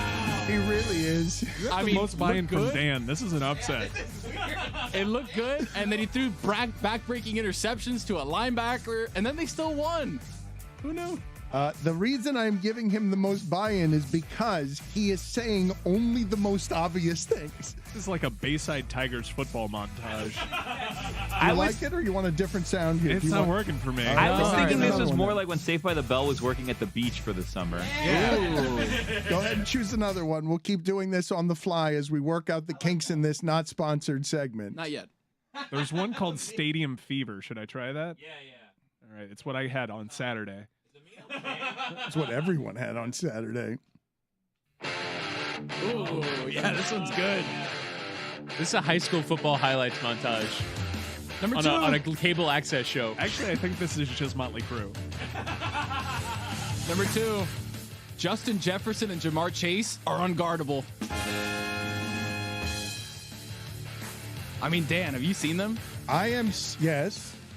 Have you seen them? I have seen Okay. them. Did Yes. you see the play where Jamar Chase ran him in the middle of the field and nobody was guarding him for like 55 yards? He just ran into the end zone basically. Justin Jefferson had more yards than anyone, like second quarter of that game, because he strides like a sprinter, not seen in that uniform since Randy Moss. I don't know how how any human being on earth covers what that guy does. He's the best wide receiver on the planet right now. Joe Burrow had some amazing weapons in college. Yeah. That was a little outside looking in. Joe Shiesty, maybe made by Jamar Chase and Justin Jefferson. That was just a little part of the 6-pack. Okay, didn't like that. Okay, number Just 1. keep it the most obvious. Joe Shiesty. Did you ask who Joe Shiesty was? Joe Shiesty. Joe Burr? What? Joey B? What are we doing? Guys, what are we doing here? Music was You don't know not Joe's Yeah, 4-pack nicknames? next time. Okay, bad judgment. The nickname, I There's don't. a song I called think- Exit Velocity. I think Should that do might be a slur. Is it his nickname? Let's go ahead with Wait, number. what? Yikes. Number 1. Number 1, old faces, new places, same result. This is another top 5 within a top 5. You ready for this? Devontae Adams, 10 for 41 on 17 targets. Tyreek Hill, 8 for 94 on 12 targets. A.J. Brown, who was amazing, 10 for 55 on 13 targets. Baker Mayfield sucks in 4 starts on opening days, got 6 interceptions. Allen Robinson, 1 for 12. Old faces, new places, same results. Good top 5 right there by Tony. You're a good team player, Chris. He has So no now other do we Every vote? week. He has no We other should team talk up the players. music And next Billy, time. Billy, you're actively playing defense against Tony Rising in this company. I've noticed it. And you hug him, but it's an insincere hug. You are No, I felt sincere. Tony. Nobody wanted that segment, and Billy threw you to the wolves. I mean, no. I said no one wanted the segment beforehand, just in case it went poorly. Yeah, that's a good job. I don't want to see a public execution. No You know one. what I mean? No one wants to see that. Neither Yeah. did I. Luckily, the UFC stopped it. I mean, Hamza would have absolutely torn apart Whoa, Nate whoa, Diaz. whoa. Torn him apart. This was a football segment. Just saying. I got a couple UFC thoughts too, Dan. If you want those. Yeah, get his music, Top Mike. five. Get his music. I don't have a top 5, but I do have one glaring. Get this music. Yeah. One glaring. Right, hang on, I gotta One get the glaring music. observation. Yeah. There's a song here called "One Last Match." Ooh, that's good. Yeah. I don't think it has words. It's by Chris. All right, you just sing lyrics while this is going on. Go ahead, guys. feel free, Chris Cote. Do it as Harry Carey. One last match. Okay, so one last match. We had obviously the UFC 279 was destroyed when Khamzat Chimaev missed weight by 8 pounds. All of a sudden, they shuffle up the card. We've got Tony Ferguson, a legend, versus Nate Diaz, a legend, now fighting for the first time. This fight was probably great 9 years ago, but alas, we have it this year. And it looked like two uncles fighting at a cookout. That was basically it. Two uncles that took their shirts off and said, you know what? We're fighting each other. And that was it. That's my glaring observation, Dano. Okay, I'm leaving. See you later, Mike. I don't know if Whittingham is also leaving. I think at this point, Tony is actively repelling the entirety of the show. Is Amin okay? I don't know what's going on with him and his judgment. It's bad under all I circumstances. mean, I don't think he's making any judgment right now. I want to ask you guys something. I think someone is making a final judgment. Dan, it seems about like you Amin. seems like you hire a lot of people with bad judgment. Yeah. Yeah, maybe that's your judgment, Dan. Yeah, we are nothing if not a reflection of me in all its dysfunctional forms. That is correct. And it will surprise no one that this comment comes from a concerned listener, because in keeping with a totally messy, wild environment where no one's accountable for anything and everyone, bounces against each other, no one's paid enough grid of death penalties. I will pay another one tomorrow. Tony will pay one. Greg Cote owes one. But we've gone into another sponsored grid of death season, not believing that you guys will actually hold up your end of the deal. Nobody believes it. I'll pay one off this week. I will watch all 3 Lord of the Rings films. I will do it. I said I was going to do it 2 weekends ago. No one really followed up on it, so I didn't do it. I will do it now. It's I'll harder. do it by the end of this all month. of How these about things are harder than you think. Every last one. There are very few punishments that have been easy for anyone. They're all uncomfortable for us. You have liked what Amazon has done with its $1 billion on Lord of the Rings, yes? I've really enjoyed the first 2 episodes so far. It's been way exceeded my expectations. Really? We'll put it that way. Weren't they really high, given that it was No. $1 billion expense? Honestly, I had medium expectations. I was like, if it stinks, that's a bummer, but fine. If it's good though, okay, I'm gonna be really invested in this thing because I love Tolkien's writing. Is it possible to stink at $1 billion? Yeah, absolutely. I mean, if you totally whiff on what your fans want, then yeah, I think so. I mean, Game of Thrones whiffed on their final season with $1 bajillion. Wasn't that HBO show Vinyl really terrible where they spent a shed? Didn't Martin It was Scorsese? Martin Scorsese, Yeah. yes. And didn't even finish its first season. There was huge. There have been some massive expenditures. I guess the one thing that the Lord of the Rings has though is the source material, right? Well, yeah. So I think people who aren't maybe diehard fans are a little confused about what the show actually covers. So Tolkien, he obviously wrote The Lord of the Rings, which was 1 book, and then they split it into 3 books because the publisher was like, this is never going to sell. It's 1 billion pages. And then he obviously wrote The Hobbit, which was the prequel to The Lord of the Rings. So all of those films were made by Peter Jackson, first with the trilogy that came out starting in the early 2000s, and then The Hobbit, which was a decade later or so. And technology had evolved massively in between the making of those 2 films, so they look really, really different, used way different film styles, etc. And so then when it came out that Amazon was going to make this prequel to The Hobbit, a lot of people thought that it was going to be based off the Silmarillion, which is probably Tolkien's 4th or 5th most famous book. It's really dense. It's really hard to get through. I've tried reading it. I don't think I've ever fully read it cover to cover, but it's basically the history of Middle Earth and how the world began and the creation story, and then everything that happened up to that with the elves and the men and all the different races. But this is not what the Amazon show is about. The Amazon show has the rights to The Lord of the Rings and The Hobbit and all the appendices from The Lord of the Rings. So they can't actually make a show about anything from the Silmarillion, but they can reference things that happen in the Silmarillion as to how they pertain to The Lord of the Rings. So there's kind of a lot of like questions about what they would actually want to show and like what storylines they were going to follow. And so it's still kind of unfolding. Like there's a lot. The first episode was basically just exposition. You just met a bunch of different characters in a bunch of different places. The second episode got more into like storyline and Did I put and the now Formula we- 1 minute we music hear, under like, this? They're gonna maybe start forging the great rings. Well, the coffee got her too, and here's part of the issue though, because this is what these streaming services have done that's so brilliant is you get a fandom that's this detailed on something, and now they feel like they're making something just for you, and they will have your dollars, as Amazon Prime hasn't gotten a whole lot of people to come over because there aren't many franchises like this one that have an audience of cult members who are so in on the details that every morsel, you better tell this with respect, this story, I care about it. Your $1 billion don't matter to me unless you actually get to the core of how I care about this. These streaming centers, man, they've got your face imprint. They know what you like. They know the algorithms needed. Throw $1 billion at this. You'll get Jessica in 2 episodes. 100%. But I think what I like the most about it looks more like the first Lord of the Rings films in terms of the way that it's shot. You have these like sweeping landscapes. It's Epic. not overly like techie and fake looking. Like the Hobbit was shot at like a really fast frame rate. It looked like very weird and too smooth, and it was kind of hard to watch. This just looks like the original films. It's beautiful.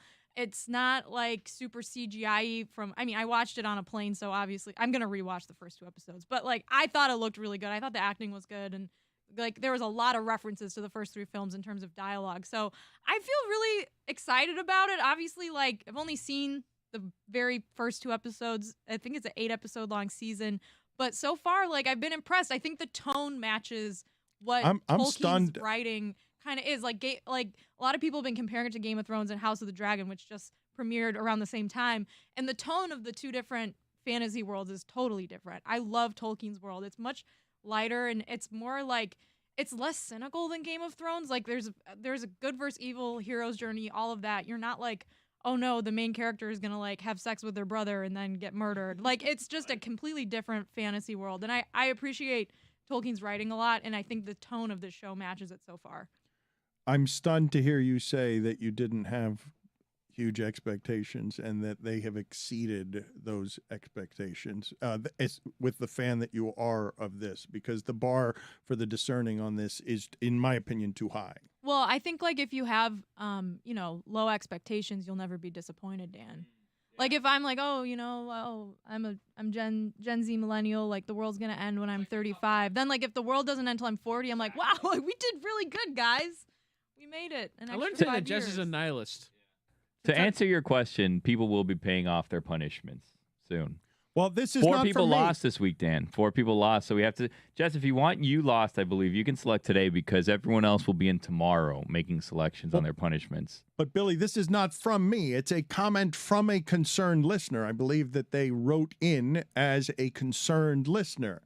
I'm never that guy, but I'm going to be that guy for a second. Poor form to kick off a newly sponsored segment, missing 3 people, Mike missing his toilet paper payoff.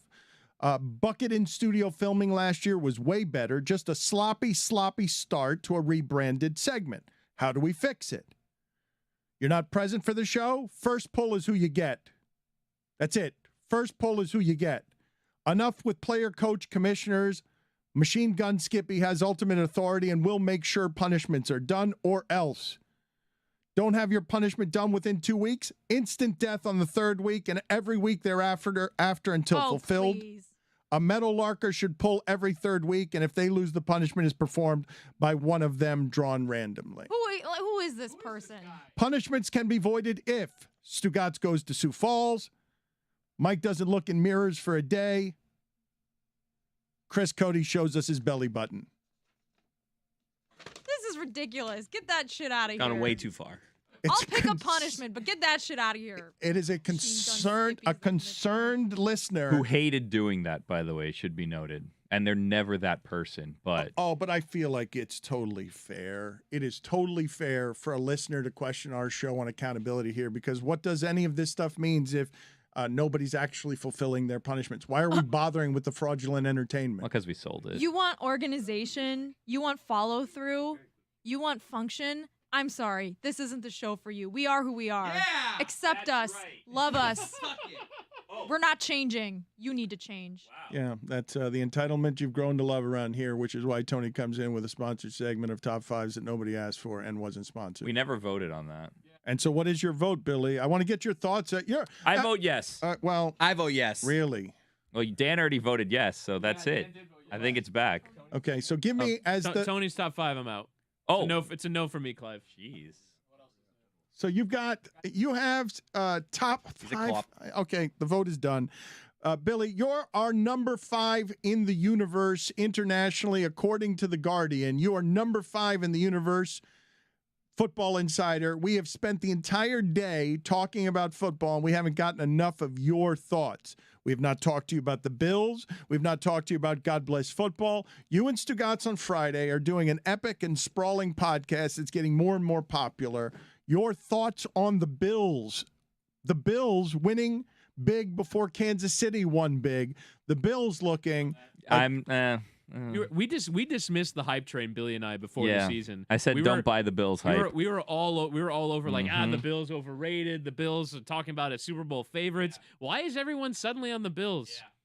And then made sense. I was the only one in here on the Bills, so I felt like I was. No, Samson was. That's really when it turned for you. If we're gonna betray trust, is as soon as Samson said I buy the Bills, Chris goes shit. I should sell on. Well, that. yeah, that's when that made me honestly feel bad about it when he said it. But then it actually happened, so I was feeling myself going into Sunday. I'm like, I predicted the Bills, they were all wrong, and then wake up call Sunday. No, don't buy the Bills long term. I'm telling you right now. I'm not getting off this stance. Don't buy the Bills. Bills are gonna Bills. You can do this, and my opinions are irrelevant because my Devontae Adams opinion that he was not a number 1 receiver and that Aaron Rodgers was making him everything that he was once upon a time is as wrong as I've ever been if it didn't stand next to my other opinion that Josh Allen was terrible. Well, here's the thing about my take on don't buy the Bills. There's only one way I'm going to be wrong on this, and it's if the Bills win the Super Bowl. Because even if the Bills lose the Super Bowl, I will retweet don't buy the Bills. So 1 in 32 chance that I'm wrong about this. I like my odds. And even if they win, I will find a pivot. That's what I do. As a football insider, though, I was laughing because Mike Ryan did have good analysis. His analysis was, I just don't believe in the Titans and the Giants are healthy. And the Giants, we've been making fun of them through McAdoo, 10 years Stable, of mocking them. Or like the balls. Because he went for 2. When some people wouldn't. It's really not that impressive anymore to go for 2 in the win when there's a minute left. Like it's not. Whoa! Look at this crazy aggressive coach. Like at this point, coaches that are aggressive get criticized more than they get praised. Me and Chris were working on something. It was mainly Chris, but I like the idea. We're working on this thing where we want to be on the front end of the next wave, where we're championing punting because it's a game of field position. You know what I mean? Right now, everyone's against it. So you're Jason Garrett. But we're on the front end of it. We'll be right eventually, and people will look back and say, "Wow." Some people will say these people are really late to the party, but we like to think we're really early to the next party. You know what I mean? Like a team with the best defense in the league. Just punt. Yeah, trust your guys. Steelers. Always punt. Mm-hmm. A good Steelers on first strategy. down, 3rd down sometimes. They're envisioning a Trust world your in guys. which every NFL coach is Brandon Staley, and so the zag will be, well, what about field position? And they'll get to be visionaries in like 30 years' time. Mm-hmm.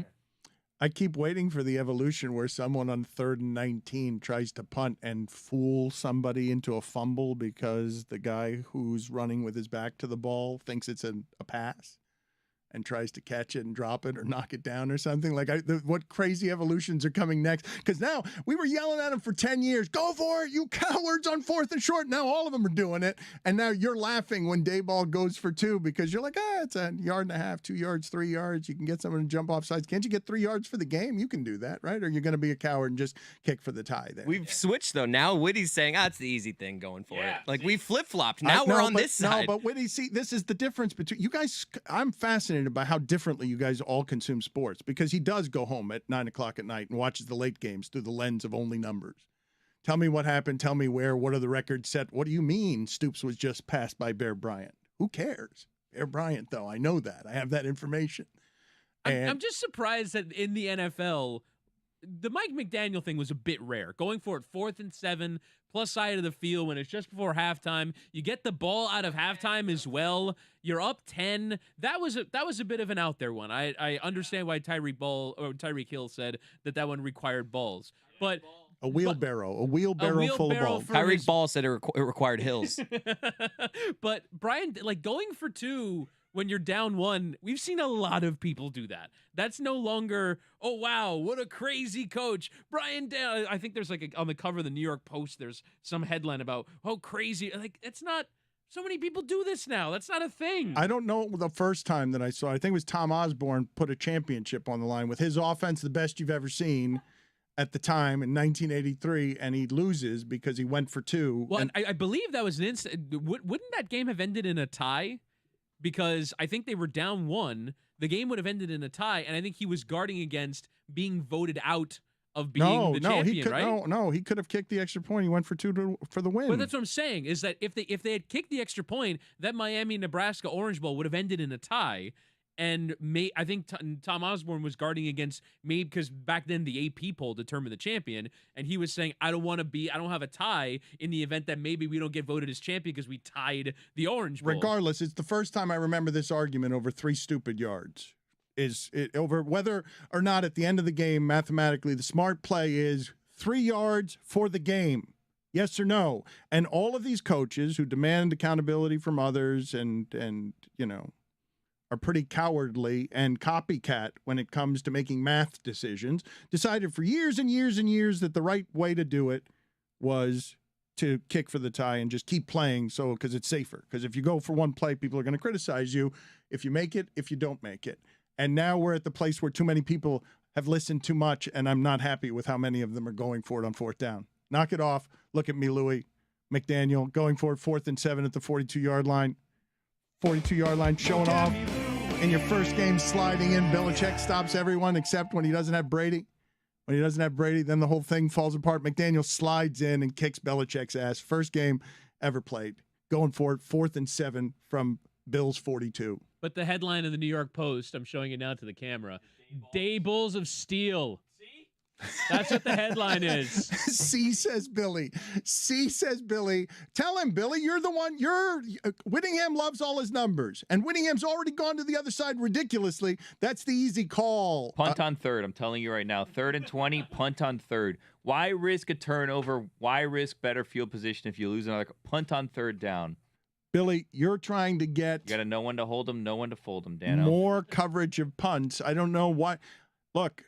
I saw what happened with Kansas City. That's what I want to root for. But for some reason, the thing that you and Chris Cote want to do is you want to celebrate kickers. And I know Whittingham. No, punters, not field. But no, Chris Cote wants to celebrate kickers. I want to celebrate kickers. And Witty's ridiculous take a few weeks ago. Man, it was a bad day for kickers yesterday. Evan McPherson, fart.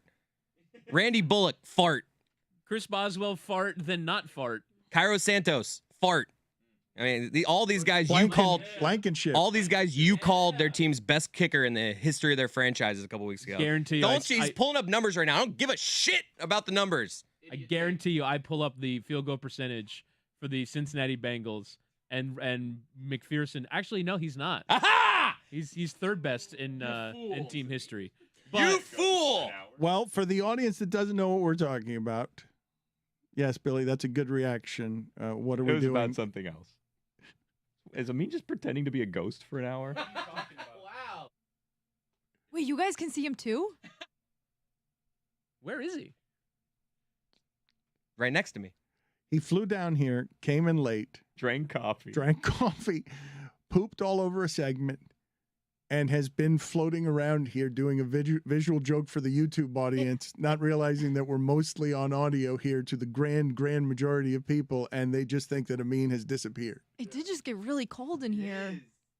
There was a gust of wind, and I saw him, but no one else reacted. I didn't think you guys could see him. That is what he's decided to do with flying in and replacing on his kid's Stugotz. birthday. On his kid's birthday. 12th, though. The thing that Oh, that kid's an orphan now, so. The thing that Chris Cote is mocking Whittingham about is the take that field goal kickers today, the one that everyone has, is better than any field goal kicker before them from the 80s, 90s, team history, because the precision of the position is such that you're looking at the end of those games that are decided by these greatest of granular stupidities.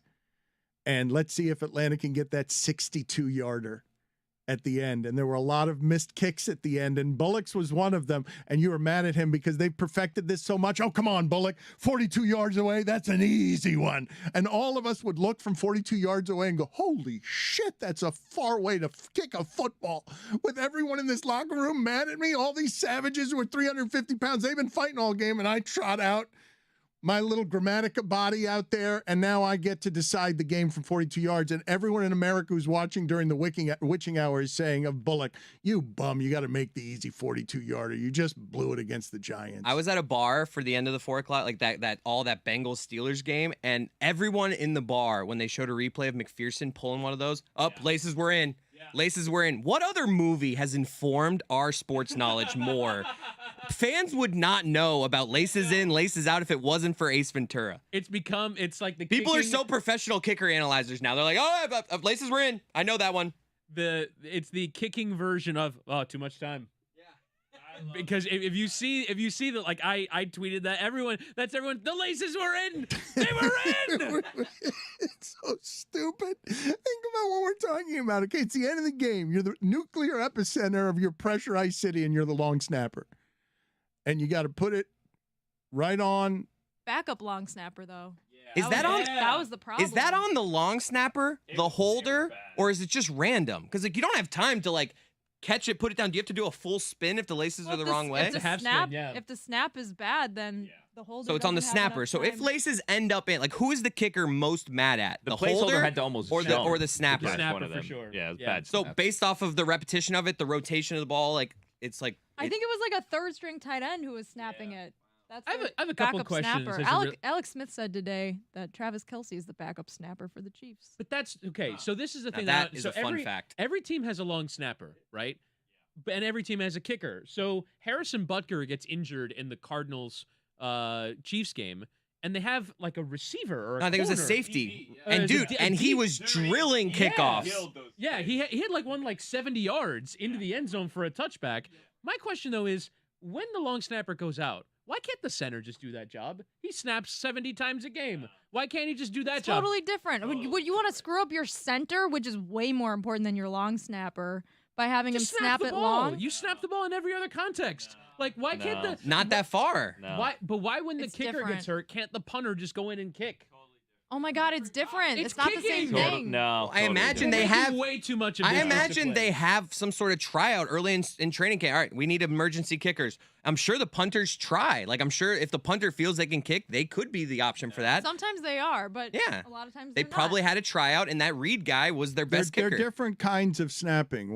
They're totally different kinds of snapping, but without getting into the meticulous details of that we don't have any The experience nuts and in. bolts. I want to ask you guys, how do you imagine hills. Billy as a neurotic, the week before playing a football game? This is a job. Your job is solely in this moment at the end of the game to either hold that football correctly for the kicker, make the kick, or be the guy who spends his entire life sleepless at night looking through his legs, worried in his nightmares that he's going to be the one thing he doesn't get right is laces in, or it's not going to spin right, or it's going to bounce, or he's at the center of what the witching hour is. Everyone's going to know your name at the end of that. Billy, how would that work week go for you if that was your job, looking at life between your legs, trying to snap a ball precisely? Oh, I'd kill it. I'd be a great long snapper. No, but I'm telling you right now. I think, is it the only job that requires, in sports, that requires 100% precision? Because it doesn't. You can have a little bit of a high snap and still get it down. But hang on. If a long snapper screws up a snap, there are many, but you're saying 100%. There are like once a game, have to at least you'll be see effective. a punter have to catch a ball up high. Like it's not always perfect. What about like the Olympians that ski up a hill and then have a shotgun and have to like snipe things? If you miss with that, you could kill someone. That is a crazy sport. I don't know. What's it called? Did they like pull out of a hat two random things? I think it's biathlon. I think it's called crazy ball. Yeah. It's like, all right, we want a crazy event. Let's pull something out of a hat. All right, long distance skiing. All right, what's next? Shooting something. All right, that'll work. Event. It's called living in Western Pennsylvania. I think that'd be a fairly miserable work week to live with my livelihood, having to snap a ball correctly in that situation. But it's got to be a shitty like half a second. That moment where he catches the ball, puts it down, and he's like, "Oh shit, the laces are in." But he doesn't have time to rotate the ball. The kicker's already right here. It's got to just be a shitty feeling of like, "Well, I fucked up." It's like he's got his hand on top of the ball. He's just like, "I did my job poorly." All right. It's like stubbing your toe, where the pain doesn't immediately go to your brain. He's sitting there and he knows before all of us. Whoops, my job was done poorly. And the kicker, as he's approaching the ball, is probably thinking, "This mother," like, you know what I mean? Like this laces are clearly in. You had one job. While I told you I'd be a good long snapper, I'd be a horrible holder. When we were like kids growing up, when everyone was like, I want to try to kick a field goal, and I'd have to hold the ball for someone to kick a field goal, I would always move my hand at the last minute because I didn't want to get You're kicked. totally Lucy from Charlie Brown. No, not on purpose. I'd move it because I didn't want to hurt my finger. Like you were trying to time it so you moved the finger they were right gonna as they kick your kicked it, but then the ball would kind of fall and Yeah, because these are stupid kids that don't know how to kick a ball, so they're going to kick my leg or kick my hand or whatever, and I didn't want to get my hand kicked. You guys, as kids, when people kick field goals, would hold the ball and just like stand I'd move there? my finger too. Move. Yeah, I didn't trust Yo, the later kids. in the week, I want me and you to recreate. Like one of us be the long snapper, one of us be the holder. Let's see if we can get something. I feel like me and you. Maybe that could be we a do grid this. of death punishment. You have to do 5 perfect long snaps. And just stand out on a hot field until you get one. I feel like unless you have like a really bad snap, like the second one that like the holder almost had to jump to catch it, like there's not that much pressure because everyone watching will just blame the kicker. Like the one snapping the ball gets it like the least, right? It's the kicker's like, wow, that was a horrible kick. That kicker should be cut. And then it's like, well, then everyone has the laces out. They're like, oh, well, the holder didn't do it right. And then like third on the list of people getting blamed, unless it's like really, really bad, is the snapper. But I was asking them. They're blaming the snapper when the laces. One of them like, was really, really bad. You're saying that you blame the holder. We got to get to the end. We got to talk to a football person. Whose fault is it when the laces are in? Maybe it's both. Maybe it's a combination. Sometimes it's a holder, sometimes it's a snapper. This is why Jay Feely is on Super Bowl broadcasts. Who can we call? Is it though? Who's Because our of Jay that one Feely? time in that college football game where they called a field goal. It was not a field goal. You guys don't remember this? It went re-viral this weekend. It was like a MAC game. Yeah, Jay Feely got It was something terribly really funny. wrong in the announcing of something. I just He just like blatantly made the wrong call. I think the reason that the long snapper is third and you know so few of their names is because that job is done so precisely that the fear I speak of, most of these guys don't have because they largely do it exceptionally well. They have, I mean, how often does it actually end up in a bad snap? I know who that snapper was. I know his name. What a bum. He lost me the game. It was Romo was the last one, right? No, that was a holder. Romo was as a holder. Oh, you're saying the snapper. I thought you meant either or. No, you're right. No one remembers long snappers. And like long snappers too, it's such a weird position because if you end up playing at a high level, you've been long snapping your entire football career. Like I went to high school with a D1 long snapper, and that's all he did. Every summer was go to long snapping camps. Wow, that's got to be a terrible camp. Just miserable. Long snapping, day in. What do you do it for like an hour? And you're like, all right, good day at camp. And you know what? He knew every long snapper in the game. It's a tight knit community. John Denny. It's a tight knit community. Billy, Chris, congratulations on the kicker talk. This is where you took us on a football.